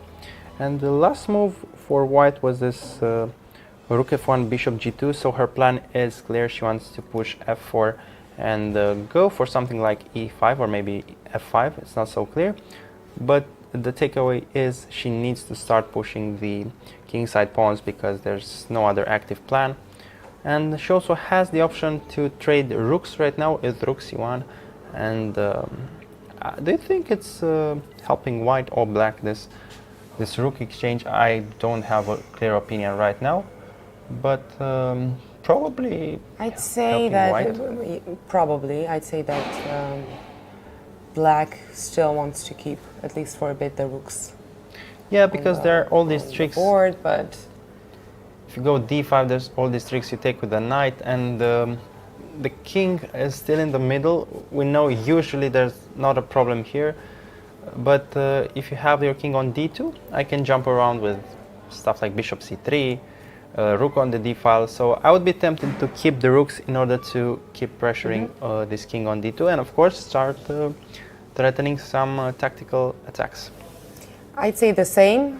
Very interesting games, however, and the level is really, really high. Yeah, of course. And we're only girls under 12. Let's switch now and see how Open under 12 is going. First 3 boards, the same as we can still go to Sara Shuna because we saw her game in the beginning. With Gabi. Let's see how she's doing. I'm curious to see how this develops. We were talking about the opening, and let's see. A4, rook b8, going for the main line. We have images as well from Sara's game against Wagner Cosima. Okay, and this is the moment. So interesting that I think this position has been played quite a lot, even at the highest level. And white here grabbed a pawn on b5, and she's wondering if the right recapture is with the bishop on e4 or the pawn. So definitely a critical moment here, because when we're talking about critical moments, it's either something to calculate or there's something about the nature of the position. You're changing the pawn structure, so you need to think a lot about these decisions. So taking on e4 has some advantages. One of them is that you're opening up the f file, but at the same time there's also some disadvantages to this. You're blocking your own bishop temporarily, but at the same time you're giving yourself the double pawns, and in this scenario the double pawns will be a weakness. So you need to take this into account and judge if having double pawns is worth the dynamics or not. So definitely decision time for Sara, but I think the opening went well. I would be happy here as black, having the bishop there. The position is open, and yeah, I don't see any reason to worry. And maybe she feels the fact that this is the right moment to push, to accelerate a bit, and maybe fight for more than equality. Oh, that's a good motto. We have images with her on screen, and she looks. How do you think she looks? Yeah, it's a tough decision. You cannot calculate it. She looks a bit tense. You cannot calculate this. You cannot know it from home. Okay, she's reaching for the bishop. Ready, ready. Everyone. Okay, the hand in the air. Suspense is killing me. The hand in the air. Okay, the hand in the air. We're here with Sara's game, and her opponent doing the stare and trying to intimidate her, maybe not taking with the pawn. She's unsure. Do Yeah, you think she's unsure? This kind of things, they call it angle shooting in poker, when you're trying to pose the body language and see how your opponent is reacting. So a lot of things happening outside the board as well. So Sara made the impression of taking with the bishop, and she might see that her opponent was maybe scared or maybe uncomfortable. So we're already talking about the game beyond the board. So it's not only chess that's been played on the board, there's also this, how do you call it? Like a little dance, this actor stuff that you're trying to see where your opponent is vulnerable and get some information from their perspective. Okay, so Sara just hinted at taking on e4, but now she's thinking more. A lot of pressure. A lot of pressure. Can see that she's not that comfortable at this stage. I would say let's switch to open 12 in the meantime and see how also the boys are doing in this category. Okay. We have board number 1, Marin Feragut Pau. He was always in the first boards, live boards. He has 3 out of 3 points, playing with Alizada Pasham. And look, such a great news. Your favorite opening Finally. is first time we see Finally, C4? I think it's the first time. Wow. It's day 4 of the competition, and we've seen quite a few games. Okay, so were you playing against this type of Grunfeld stuff? Okay, H4 is... Okay, I was not playing it. yeah, okay, H4 was developed recently, but Not yet. C4 is always uncomfortable for Grunfeld players because you're trying to get the Grunfeld, but it's not the way the original Grunfeld is.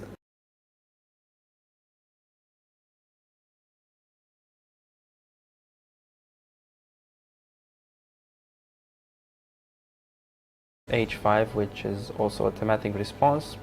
Okay, knight to G5 is going F4 and okay.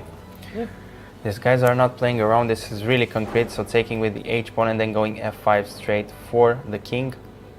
Go here, takes, and here's the position. It feels like white is winning, but at the same time, maybe black is holding on with knight to D7 and pawn to B6, bishop B7.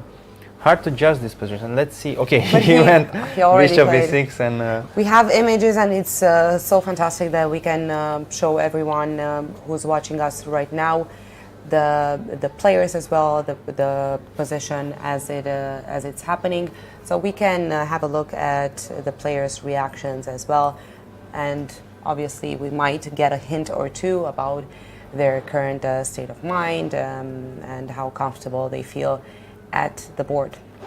Okay, so we can only see the board right now, so there's not much to be said about the players, but it feels like the B7 pawn is hanging, so I can just grab B7. But the point behind this bishop E6 move is that you want to meet this with knight D7. Oh, and immediate rook B7, okay.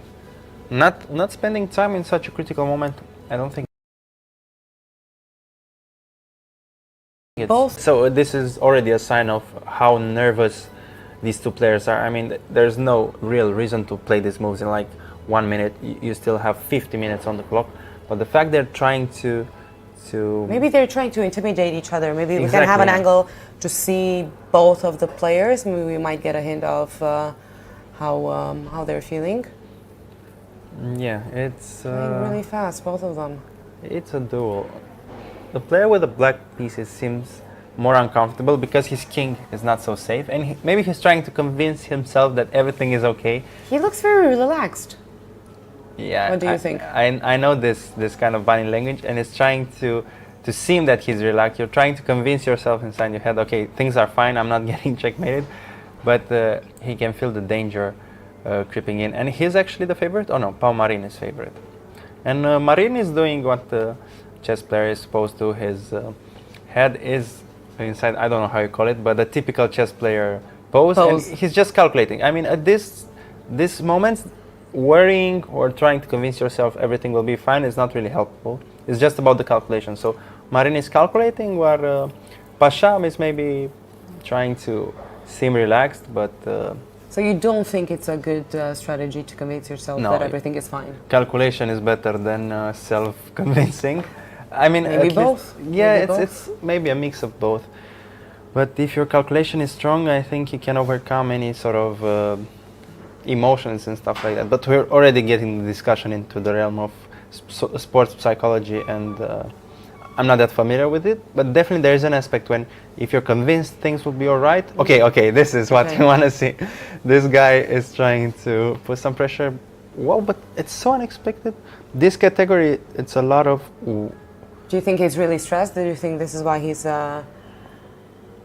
body maybe language he's is, thinking some rook showing? d5 and bishop c4. This would be crushing, but...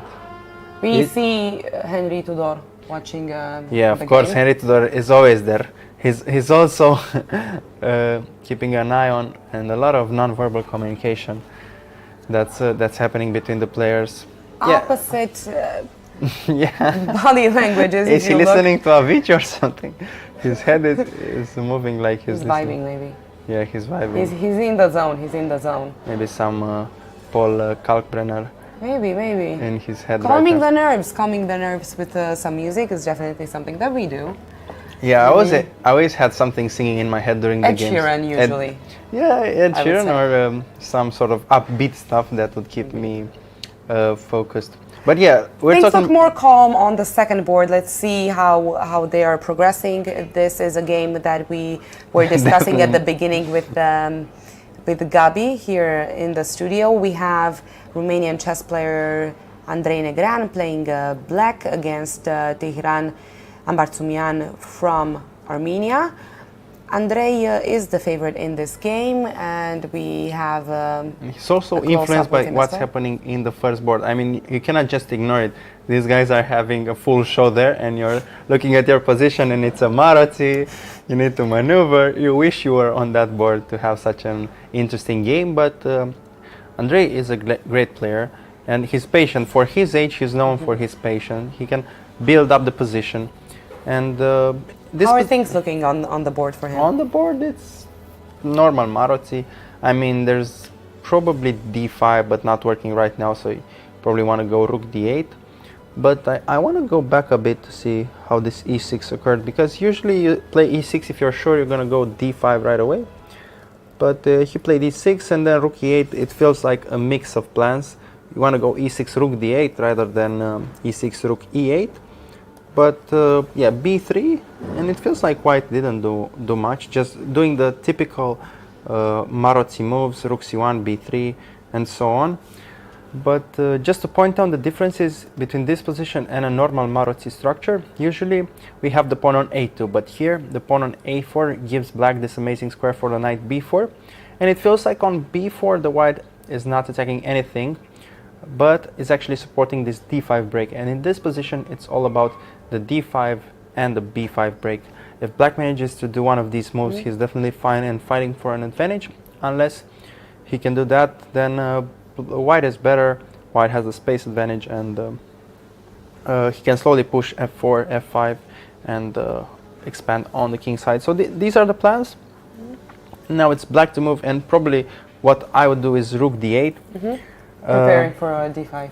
Yeah, preparing d5, even if it's the obvious choice. But if you cannot stop d5, then I'm just gonna push it. It's either rook d8 or knight b6. Rook d8 might be met by bishop b6, and now we see the little nuances of the position.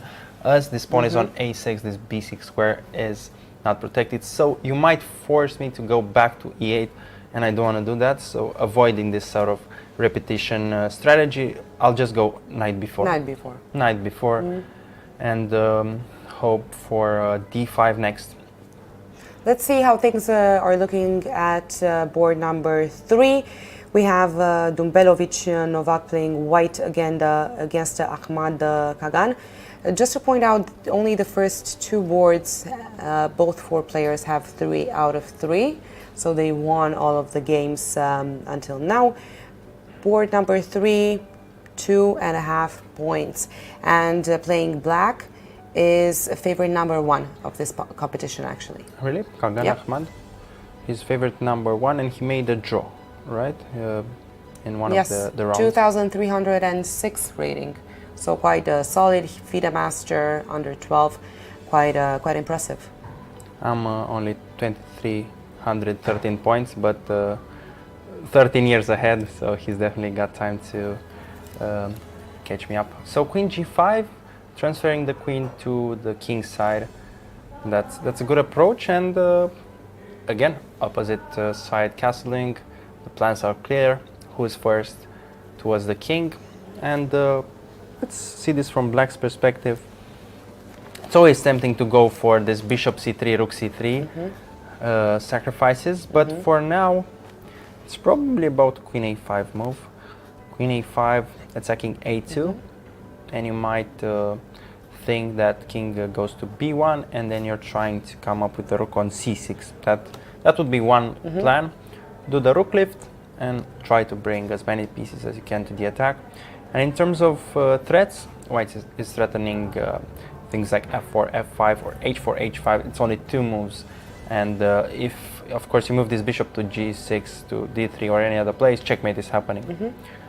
So definitely interesting. And just to do a slight comparison, both players have open files against their opponent's king.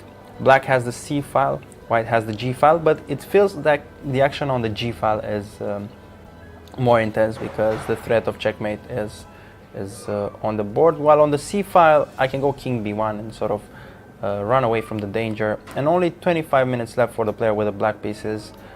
Tough situation. And but he seems quite relaxed. We have images on screen of what's happening. His opponent got up for a walk, maybe. Okay. But from what I see, he seems quite relaxed. Ahmad Kagan, again, he is rated number 1 in this competition, coming from Azerbaijan. A lot of pressure for him to prove himself, I would say. Yeah, being the first rating favorite adds more pressure to your tournament. You feel like you need to deliver. You feel like any result besides finishing first is an underperformance. But right now, he's focused on the game. I think the right idea is queen to a5, followed by the sacrifice of exchange on c3. But we'll look at this after a break, where we can see also the other game where the players were really tense, and we then move on to the other categories. So we'll take a short break, and I'll see you after this.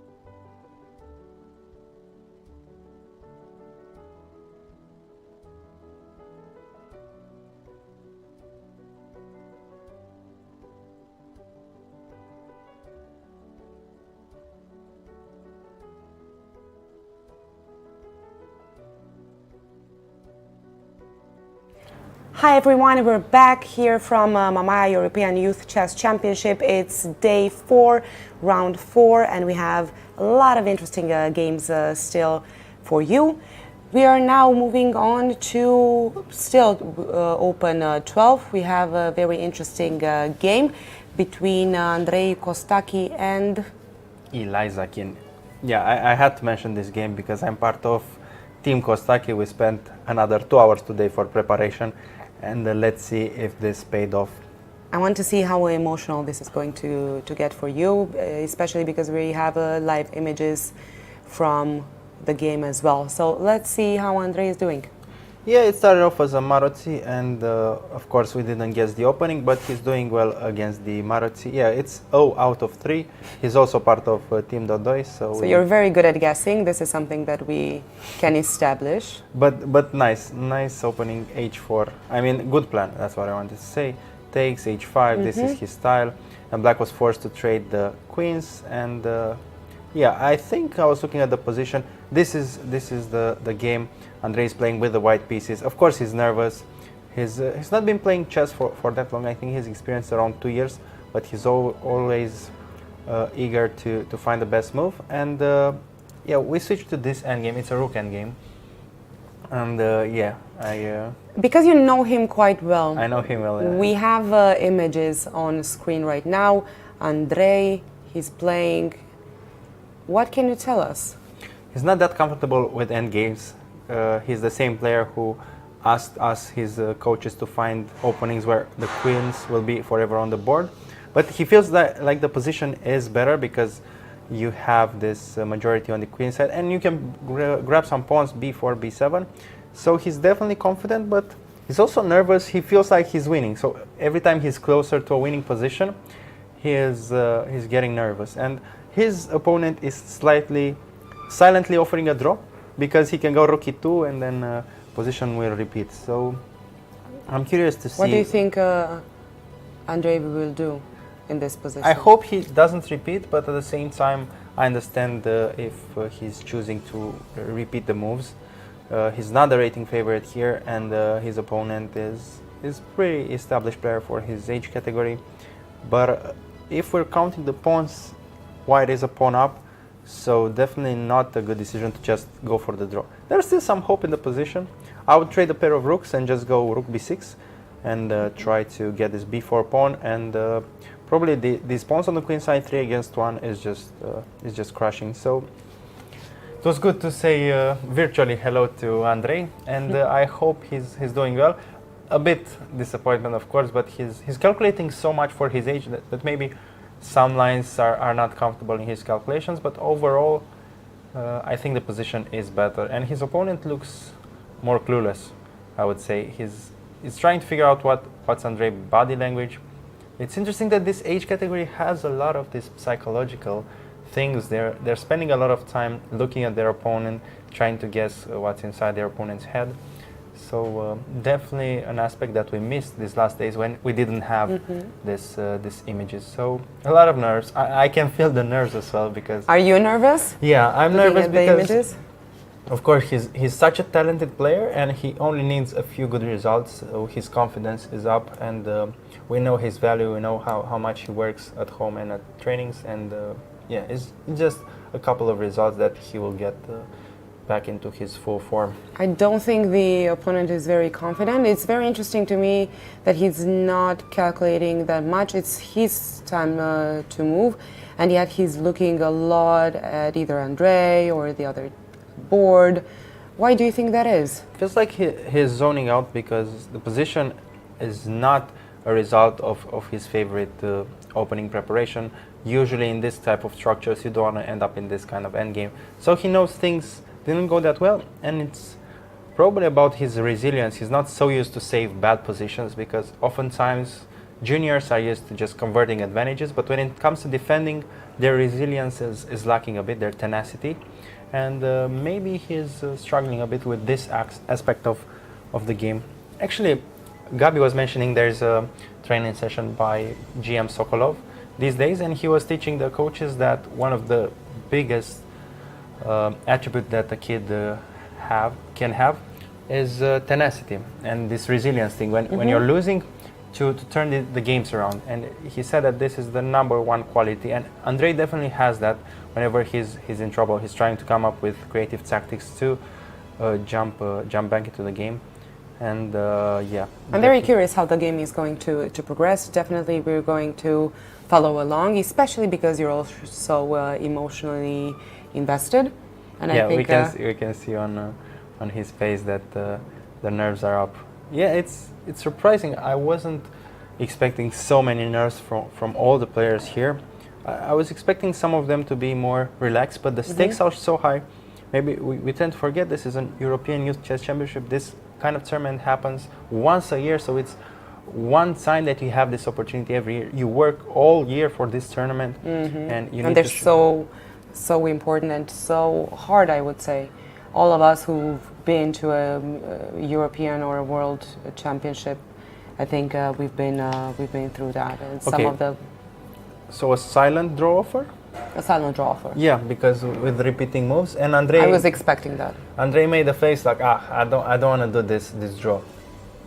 So it's it's a real decision, but at the same time, yeah, I think he's going for the repetition. He's going for the draw. Unfortunately, Oof. he's going for the draw, but I don't get it. It's not that decisive. Okay, maybe he's worried if we go back here, if you just push your king. We can stick to this game. Maybe we can see If it's going to be a draw. yeah, a handshake. Your nerves are high, Yeah, so definitely I'm we nervous should, as well, and we should, maybe we can have him for an interview once the game is finished, and know more about this end game. But yeah, the body language tells us that both players are kind of happy with the draw at this point. Black is happy that the opening didn't go that well. Andrei is a bit disappointed, but he sort of accepted the fact that maybe a repetition is his best chance. But of course, maybe risking a bit is the optimal strategy here. But still, Black is taking his time. He's not straight away going for rook e1 for some reason. Yeah, maybe bluffing a bit, trying I'm to... sure he's going to go for the repetition as well. Yeah, because... Not going to help you so Exactly. much, and the b pawns definitely they're not helping you Yeah, at all. two pairs of double pawns. We saw singular double pawns, but having two pairs of double pawns definitely not a good thing in the end game. But yeah, interesting. It's interesting, and I'm surprised that I'm so emotionally invested. That's actually so sweet. Yeah, it's it. I thought of myself of being really calm because I know how to detach from coaching and what's happening in their boards, but now it's too emotional for me. Obviously, seeing them on screen, Yeah, exactly. Seeing them on screen. seeing their faces, seeing his face live, seeing the fact that he's quite nervous, definitely adds up this layer of being more emotional. And I remember being in their place, playing for such a high stakes event, hoping that I would have a great result, and always struggling with handling the emotions during the game. So definitely a nice throwback moment. Because it's too much. too heavy. Too heavy, okay. So let's switch things a bit. We're going up a category, girls under 14. We have on board number 1, Husseinova Lala playing against Lorenz Veronica. None of them are rated in the first 10. Okay, so In terms of favorites. However, Lala Husseinova is the favorite in this game, and she's playing white. 3 out of 3 points, both players. Let's see how the position is going. A lot of endgames today. yeah, and this is a sign of their players balancing each other. Once the level is quite on par, you'll see a lot of times that the end game is the one that makes the difference.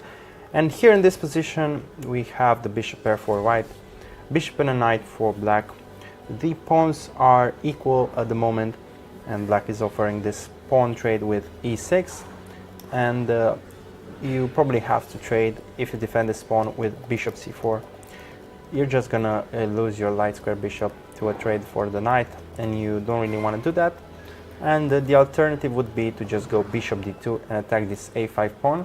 And I think that's actually an interesting approach. If you manage to capture this pawn on a5, then these two pawns will be a connected duo that will just roll down the board to promote to a queen. So bishop d2 has been played as well, and black has only this bishop d8 move that defends this pawn. You can also sacrifice it with a4, but then if I just take, even if I have double pawns, this pawn will just roll over the board, and it will be hard to stop. So probably bishop d8 only move, and then I like this bishop c3 idea. I'm pinning the knight. If you capture on d5, there is f4. So bishop d8, bishop c3 is black with the decision, but interesting moment. And again, this type of moment where the obvious move would be to take on e6, but if you take your time, take a step back and realize, okay, can I counterattack anything? You're thinking about this pawn on a5 and you go bishop d2. Realize the trade is in your favor. If you take the a5 but you lose d5, you're actually ending up with two connected pass pawns and they're going to be impossible to stop. So really, really good decision by white. And it's now black to move, but she has an hour on the clock. And So we have images with them on the screen as well. So again, we can get a pulse from what's going on, not only at the board virtually, but also see the players as well. yeah, it feels like a transmission thing, because we have a different position here. But okay, let's see that position on the board. That's yeah, also tough for black, pawn down actually in this position, and a pin on the b file. I don't see a way exactly how to get away from the pin, but at the same time there's no other piece that white can bring into the attack. So we're actually watching the game between Husseinova Lala and Laurent Veronica, and Yes, this board number one. board number one, and this is the actual position that's happening right now. White is a pawn up, so Lala has a pawn advantage, and also she's pinning this bishop on b5, and this might be awkward to deal with. For example, you cannot go with a move like queen to c6, because I can just capture your queen and then take on b8, so already limited options. And at the same time, white has a great plan to just jump with the knight on f5, roll the queen back on g3, and have direct threats towards the king. So black is the one who's doing the problem solving here. She would be really, really happy if the queens were off the board, so she might be thinking of a move like queen to e7, but even if the queens will be off the board, maybe your king is out of danger. But at the same time, 4 against 3, even on the same side, it will be a long game where white is going to push for a long time and you're just going to defend. So definitely tough spot for Veronica, and yeah, I'm gonna try to see board number 2. Board number 2, we have Mariam Tsetsclatse against Bernard Ines. Both players have 3 out of 3 points. Again, only the first 2 boards. Okay, so this is actually okay. This is actually the game between them, and we have this ending that we already discussed. So bishop d8 was played, and now Lala is the one with the decision. No, sorry, not Lala. Mariam with the decision. She's trying to come up with some ideas, but we were suggesting bishop c3, pinning the knight and hoping for f4. Of course, black can get away from the pin with king to f8. And now you get a chance to actually do some trades that might be interesting. Take on e5, take on e6, and maybe she's trying to figure out if that position is winning or not. Hard to judge. It would be a transition to an opposite colored bishop endgame, and we know these endgames are drawish, so probably she wants to avoid that. But at the same time, she needs to find a way to convert this bishop pair advantage, so maybe that's one of the only solutions. But definitely bishop c3 is a move that you can make, and it feels like it's not ruining your position, you're just slowly improving, and I think that's a good move. I would go to board number 3. We have a Romanian player as well playing with black, Andrieș Alexia. We were discussing her game yesterday as well. She's playing black against Anastasia Kirtaze, who's rated number 3 in this competition with 2.5 points. Yeah, we're actually following Alexia from day 2 since she was on the live boards, and she showed an amazing game in day 2. She was winning against Or Shatil, the number 1 rated favorite in this category. And now she's employing this H-pawn plan, which is a trademark for this opening, and also trademark for openings coming from Yash. This is an idea that was implemented by one of the coaches in our hometown, and it was amazing when it was discovered. And H3, and now knight to E4, another knight to E4. If you remember her game from day 2, knight E4 was the decisive blow right there. And here, wow, such a cool tactic, knight to E4. If you grab this bishop on E7, then okay, I'm discovering the knight, I'm gonna grab all your pieces. And then if you take with the knight, I can take with the bishop on G5, I'm regaining my material, and your knight is pinned. The only thing that could be worrying for black here is the king position. So probably knight takes E4. And the F file. And exactly, and the F file, the E file, D file, all 3 are open for white's rooks. So even if you gain 1 pawn, you still need to defend quite precisely against your king. So definitely cool tactic. So she's really sharp with the tactics, but king safety is the number 1 criteria when we're talking about evaluating the position. And both kings are in some sort of danger, but it feels that black's king is the one who's going to have a harder time defending because white has 3 open files against it. And we have her on the screen as well. So we have a close-up. What do you think about her body language? How do you think she's feeling at the board right now? I think she was checking the time situation quickly because there's 20 minutes left, so already starting this time trouble situation where you need to make your decision faster and maybe some mistakes might occur, but she's focused. I think she's happy that she managed to get this tactic in, and she's just thinking of ways of dealing with this king pressure that she will face after this tactic. So Alexia definitely better in this position, and full confidence. Feels like she's in full confidence mode right now. I just want to see Alexia Iordache. She's playing board number 4, so they're playing right next to each other. She's playing white against Stoll Lucia from France, and Lucia is rated number 4 in this competition. So they're actually, both Romanian players are playing favorites 3 and 4. Definitely not an easy game for either one of them.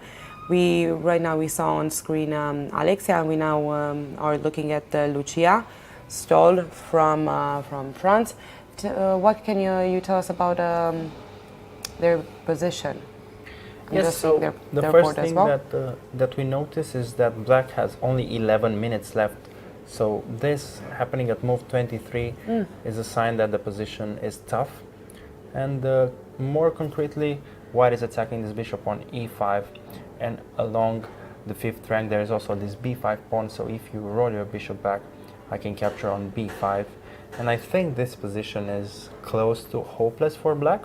So she's trying to come up with some creative ways of dealing with the threats right now. I don't see any other move besides bishop d6, and then I'm grabbing b5. I can grab a4 as well. Both pawns can fall, and it's very uncomfortable situation for black. Very good games from Alexia Iordache as well. She's ranked number 15 in this competition, and she will probably have 3.5 points out of 4 if she's winning against Lucia Stoll. It's going to be a great result for the Romanian team. Yeah, and I think her last move was actually the one that made the difference. She played e5 here, pushing the pawn. It was a temporary pawn sacrifice, but once the queen is in, it's just over. Exactly. At this stage, let's move a bit from the girls under 14 section, and let's see how the open under 14 is going. Definitely the competition is getting harder and harder. Board number 1, we have FIDE Master Agasarov Benic playing against Basilius Augustinas. Augustinas was playing the first board at least yesterday as well, and it's quite impressive. He has 3 out of 3 points, and he's rated number 23 in this competition. Okay, so let's have a look at what's happening right now. It's open 14. So bishop a4 was the last move. It's a pin on the c pawn, so you cannot capture on d5, and again we see that the king is in the middle, so it's going to be hard for you to judge this situation unless you move king f8, but then there's going to be some problems on c6. You just lose the pawn. So probably the only way to solve this c6 pawn is rook to c8, and now there could be some tactics in the air, but a simpler solution would be a move like queen to b4, offering a trade and winning a pawn either on a6 or on c6. I think white can also do that, so great options for white, and black is just trying to hold on, hope that the king will be safe from the threats. Okay, rook c8, Rook c8 was played. It was virtually the only move in the position that could save black, and now it's white to decide between a queen trade to b4 or something more creative.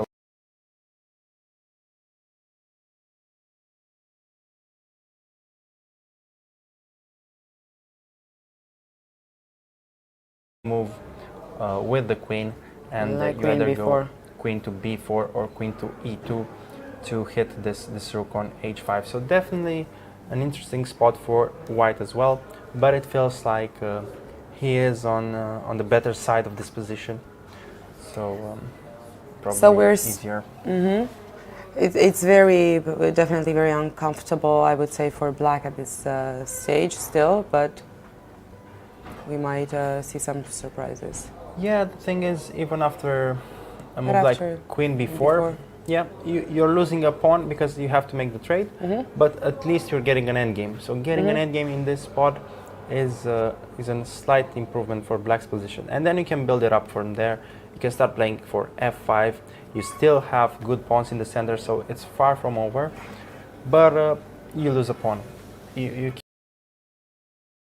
cannot save that. You cannot come up with a better solution in this situation, but yeah, that's a drawback of this king on e8. The king is on e8. You need to sacrifice something in order to save the king. Let's see how board number 2 is doing. Luca Kiladze is playing against Sovinsky Pavel. Pavel is the favorite in this game. He is rating number 3 in this competition, coming from Poland with an ELO rating of 2,364. Yeah, I just wanted to stop at this moment that the bishop traveled all the way to d8. I think that's quite interesting. So we see bishop b6 here, hitting the rook on d8. The rook just goes away because a5 pawn was attacked. And now, after some maneuvers, white decided to get the bishop on d8 just to restrict those rooks. And we rarely see this kind of move in the middle game, white's bishop getting to d8. And after that, okay, he transitioned to h4 because his job was done there. But quite creative solution by Luca Kiladze. And now it feels like white is slightly better, but he needs to come up with concrete threats in order to convert the advantage. And the way to go is knight to g3 followed by knight to f5. You're just trying to get your knight closer to the king and slowly build the attack. Well, black needs to find a strategy for counterplay because he cannot just sit and wait. He cannot take this pawn on a4. There's no time for that. So probably a good approach would be to check on b1, try to bring the rook on b8, move the queen away and bring the rook to b1, actually threatening checkmate here on h1 or g1. So it will be a close call. It feels like white is one tempo ahead in this race against the kings, but yeah, we just wanted to take a moment to appreciate this beautiful idea with this bishop on d8 that restricted the rooks for a moment, and then once the job was done, retreated back to h4. I think we have images from live from the boards as well, so we can see both board number 1 and board number 2 in full action. Okay, so this is board number 2. So exactly what we were discussing. So it's Pavel to move. Feels like Luka is confident. His rook is on d7. Feels like nothing can go wrong. And Luka trying to come up with the counterplay. He feels like there is a solution. Definitely, Black's position has good resources. The queen is active. The bishop is active on c5. The rooks can come into the game. So the position has good potential. It's just that you need to find a solution right now. You cannot waste any time. And of course, Luka, as white, realizes this as well, and is trying to figure out how quickly he can advance the attack. And full focus mode, full calculation, of course wearing the official t-shirt of the tournament. So maybe this will give the extra luck that he needs in this king attack race. Let's see what's happening at the board next to them. So board number 3, we have Mes van Battenburg from Holland playing against number 1 of this competition, Václav Finek. We were discussing all of his games so far, all of these 4 days. So definitely not an easy game for Mes van Battenburg.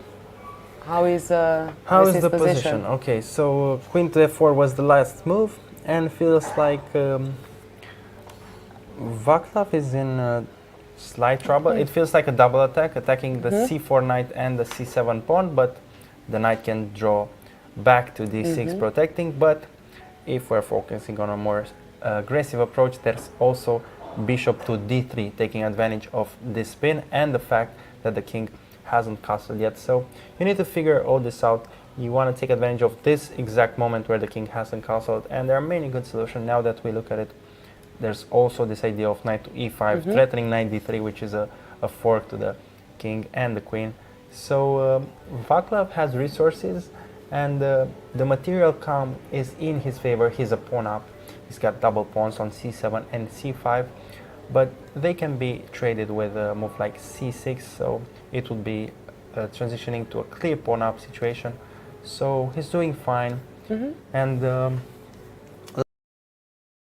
lot of as well. I was thinking queen to d5, and if you go knight c7, there might be some tricks in the air. Some tactics. Yes, some tactical We tricks. love to see some tactics, as we know once we progress in categories, we've seen a lot of great strategies employed. Not so much tactics, but this is definitely something that we enjoy very much. This is probably why we also have the puzzle of the day. Puzzle of the day, yeah. That's becoming a daily thing, and that's how people at home can sharpen their tactical skills as well. Okay. So we have a close-up with Václav. Any predictions? Yeah, he's deep in the calculation. There are many tempting choices here. Queen to d5 would be sort of an intuition, but also just retreating with knight d6. So it's a choice between two completely opposite games. You go queen d5, you can sacrifice the exchange, you are risking more, or you can just go for the conservative approach, go knight d6, trade a pair of pieces, and get rid of the danger. So I think he's fascinated by the opportunities here, so many options, and I think he'll choose the most aggressive one out there. Let's see if you're right. In the meantime, I am proposing to go to girls under 16. Okay, and he plays knight e3, Okay. which I was thinking of knight e3, and this is actually the best move, because you're threatening g2, you're threatening d5, white cannot castle, so this move feels like... The more it's decisive, it's just decisive. He spent the right amount of time, he calculated, and down knight e3 is bringing him closer to the victory. Okay, let's switch to girls under 16. to girls under 16. I'm just trying to distract you from what Andrei is doing. I know that you're very curious to see as well. Before we take another break, we might have a short jump to see if he took I think the he draw. made the draw. I think he made the draw. Okay. And that's okay with you? Okay, I'm not trying to process the emotions right now, but I'm okay with it. I mean, it's a great result actually. But yeah, we'll have a meeting tonight and see what we can learn from this experience. That's very good. So girls under 16, round 4. On board number 1, we have women FIDE master Ter Agnieszka Stepania playing against Jule Pupoko from Germany. Both players 3 out of 3 points in this game. White is the favorite for the victory. So what can you tell us about the position? It's a bit weird that White also has an exchange up. Is an exchange up in material, but also Black's king is not so safe in the center. So it feels like there's more advantages to White than Black's position. And I would play a move like Rook to D1, getting another attacker on the D file, and there are many threats there. It's either Knight F3, it's either Knight A6. So I will go with Knight E6. yeah, Knight A6 is the best option, but I was trying to come up with a defense after Rook D1, but it feels a bit hopeless, the position. Maybe Bishop to D6. I can still take on E6. I can still, exactly. And or maybe if you're right, Bishop D6 checks on E6 and then King to H2, King to E7, sorry, and attacking H2. Maybe some sort of trick like this, but maybe a Rook E1 first to try to avoid this kind of stuff, and then going for Knight E6. Many good options for White, and I don't think that White is going to miss the victory in this position, however. Okay, now as I'm thinking more, it's even Bishop A6 an option, because you cannot recapture because of Knight C6. Okay, Yeah. she goes Bishop A6. Yeah. And The it's immediate tough. material, I think. It's tough. Bishop D6 will follow, of course, Yeah. because you're threatening checkmate in 1, and that's the strongest threat in chess, sorry. And Bishop D6, I can defend with G3. I can even play F4, and then it's going to be awkward for you to meet these kind of threats. So Yes, maybe F4. yeah. So Bishop E6 might not be in the cards due to. Yeah, Bishop D6 just runs into F4, hitting the queen.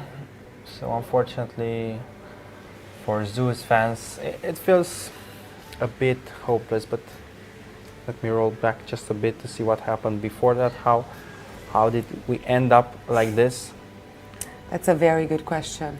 Knight We C4. all should ask ourselves that. Yeah, to evaluate the current situation. Okay, she goes Bishop D6 in the position, but okay, Bishop G5. Oh, okay. She was out calculated by her opponent. Bishop F8 just runs into Bishop D8, and you're just losing material. So this was the moment. It was move 18, where Black played Bishop to F8 and Bishop D8 followed, and this is where it all fell apart. And after Bishop D6, I think we're gonna see F4, and It should be the end of the game. should be. If she's playing F4, should be the end of the game. Yeah, there's just nothing you can do. You're probably gonna go Queen E4, but then I can just take on B7.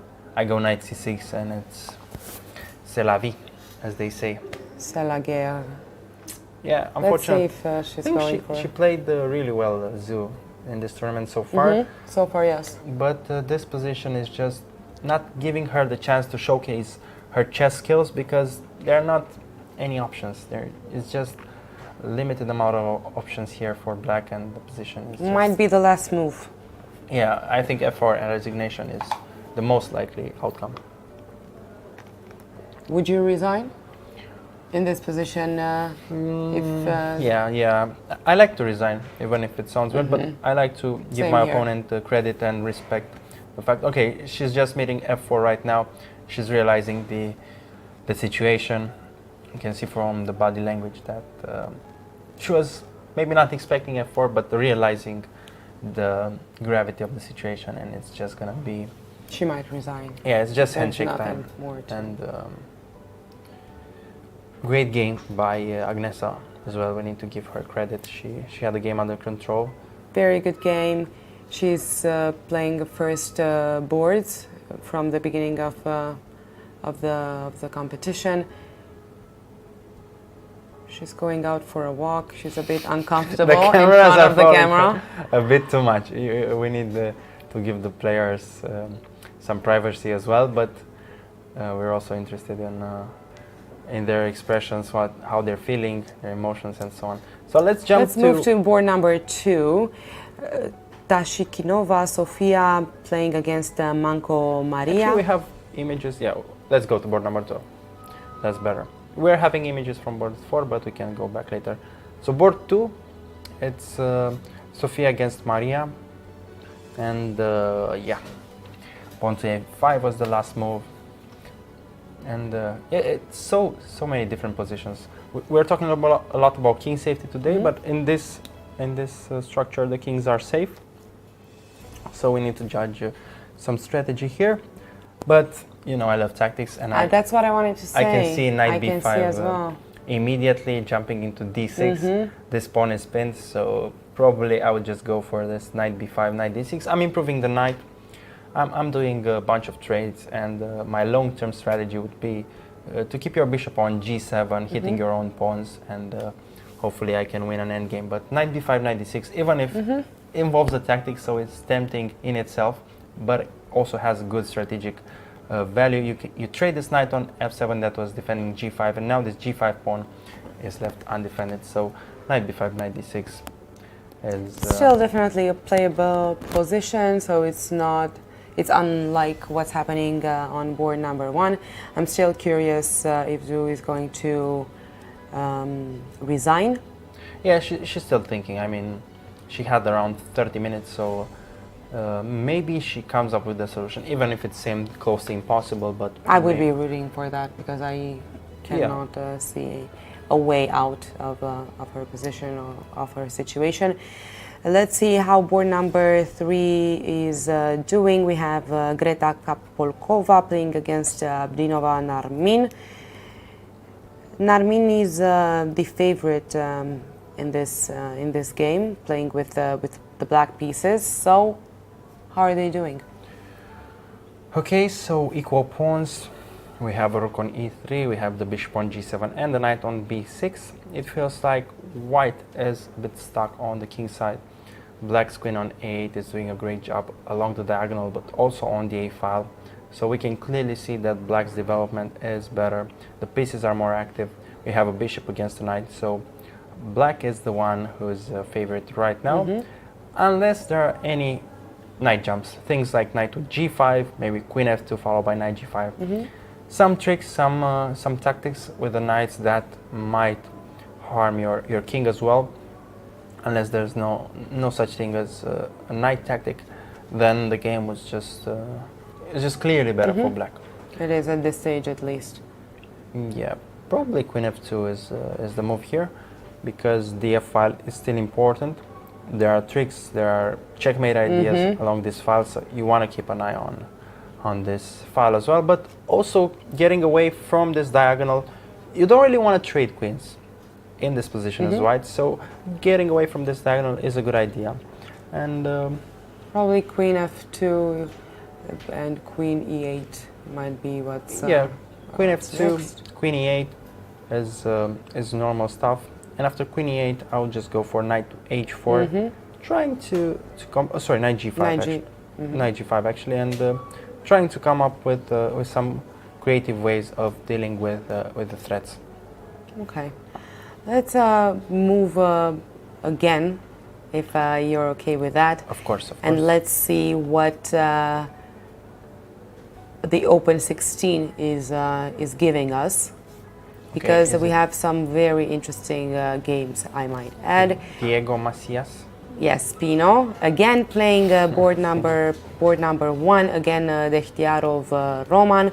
Diego is favorite number 3, and he's coming from one of my favorite countries, which is España. We all know that. Viva for that. Both players are FIDE masters, and they have 3 points out of 3. And it's again, I was very fast to say an end game. I was just glancing at the situation. Quenless middle game, as they say, but some pieces were traded, and let me do the counting of the pawns.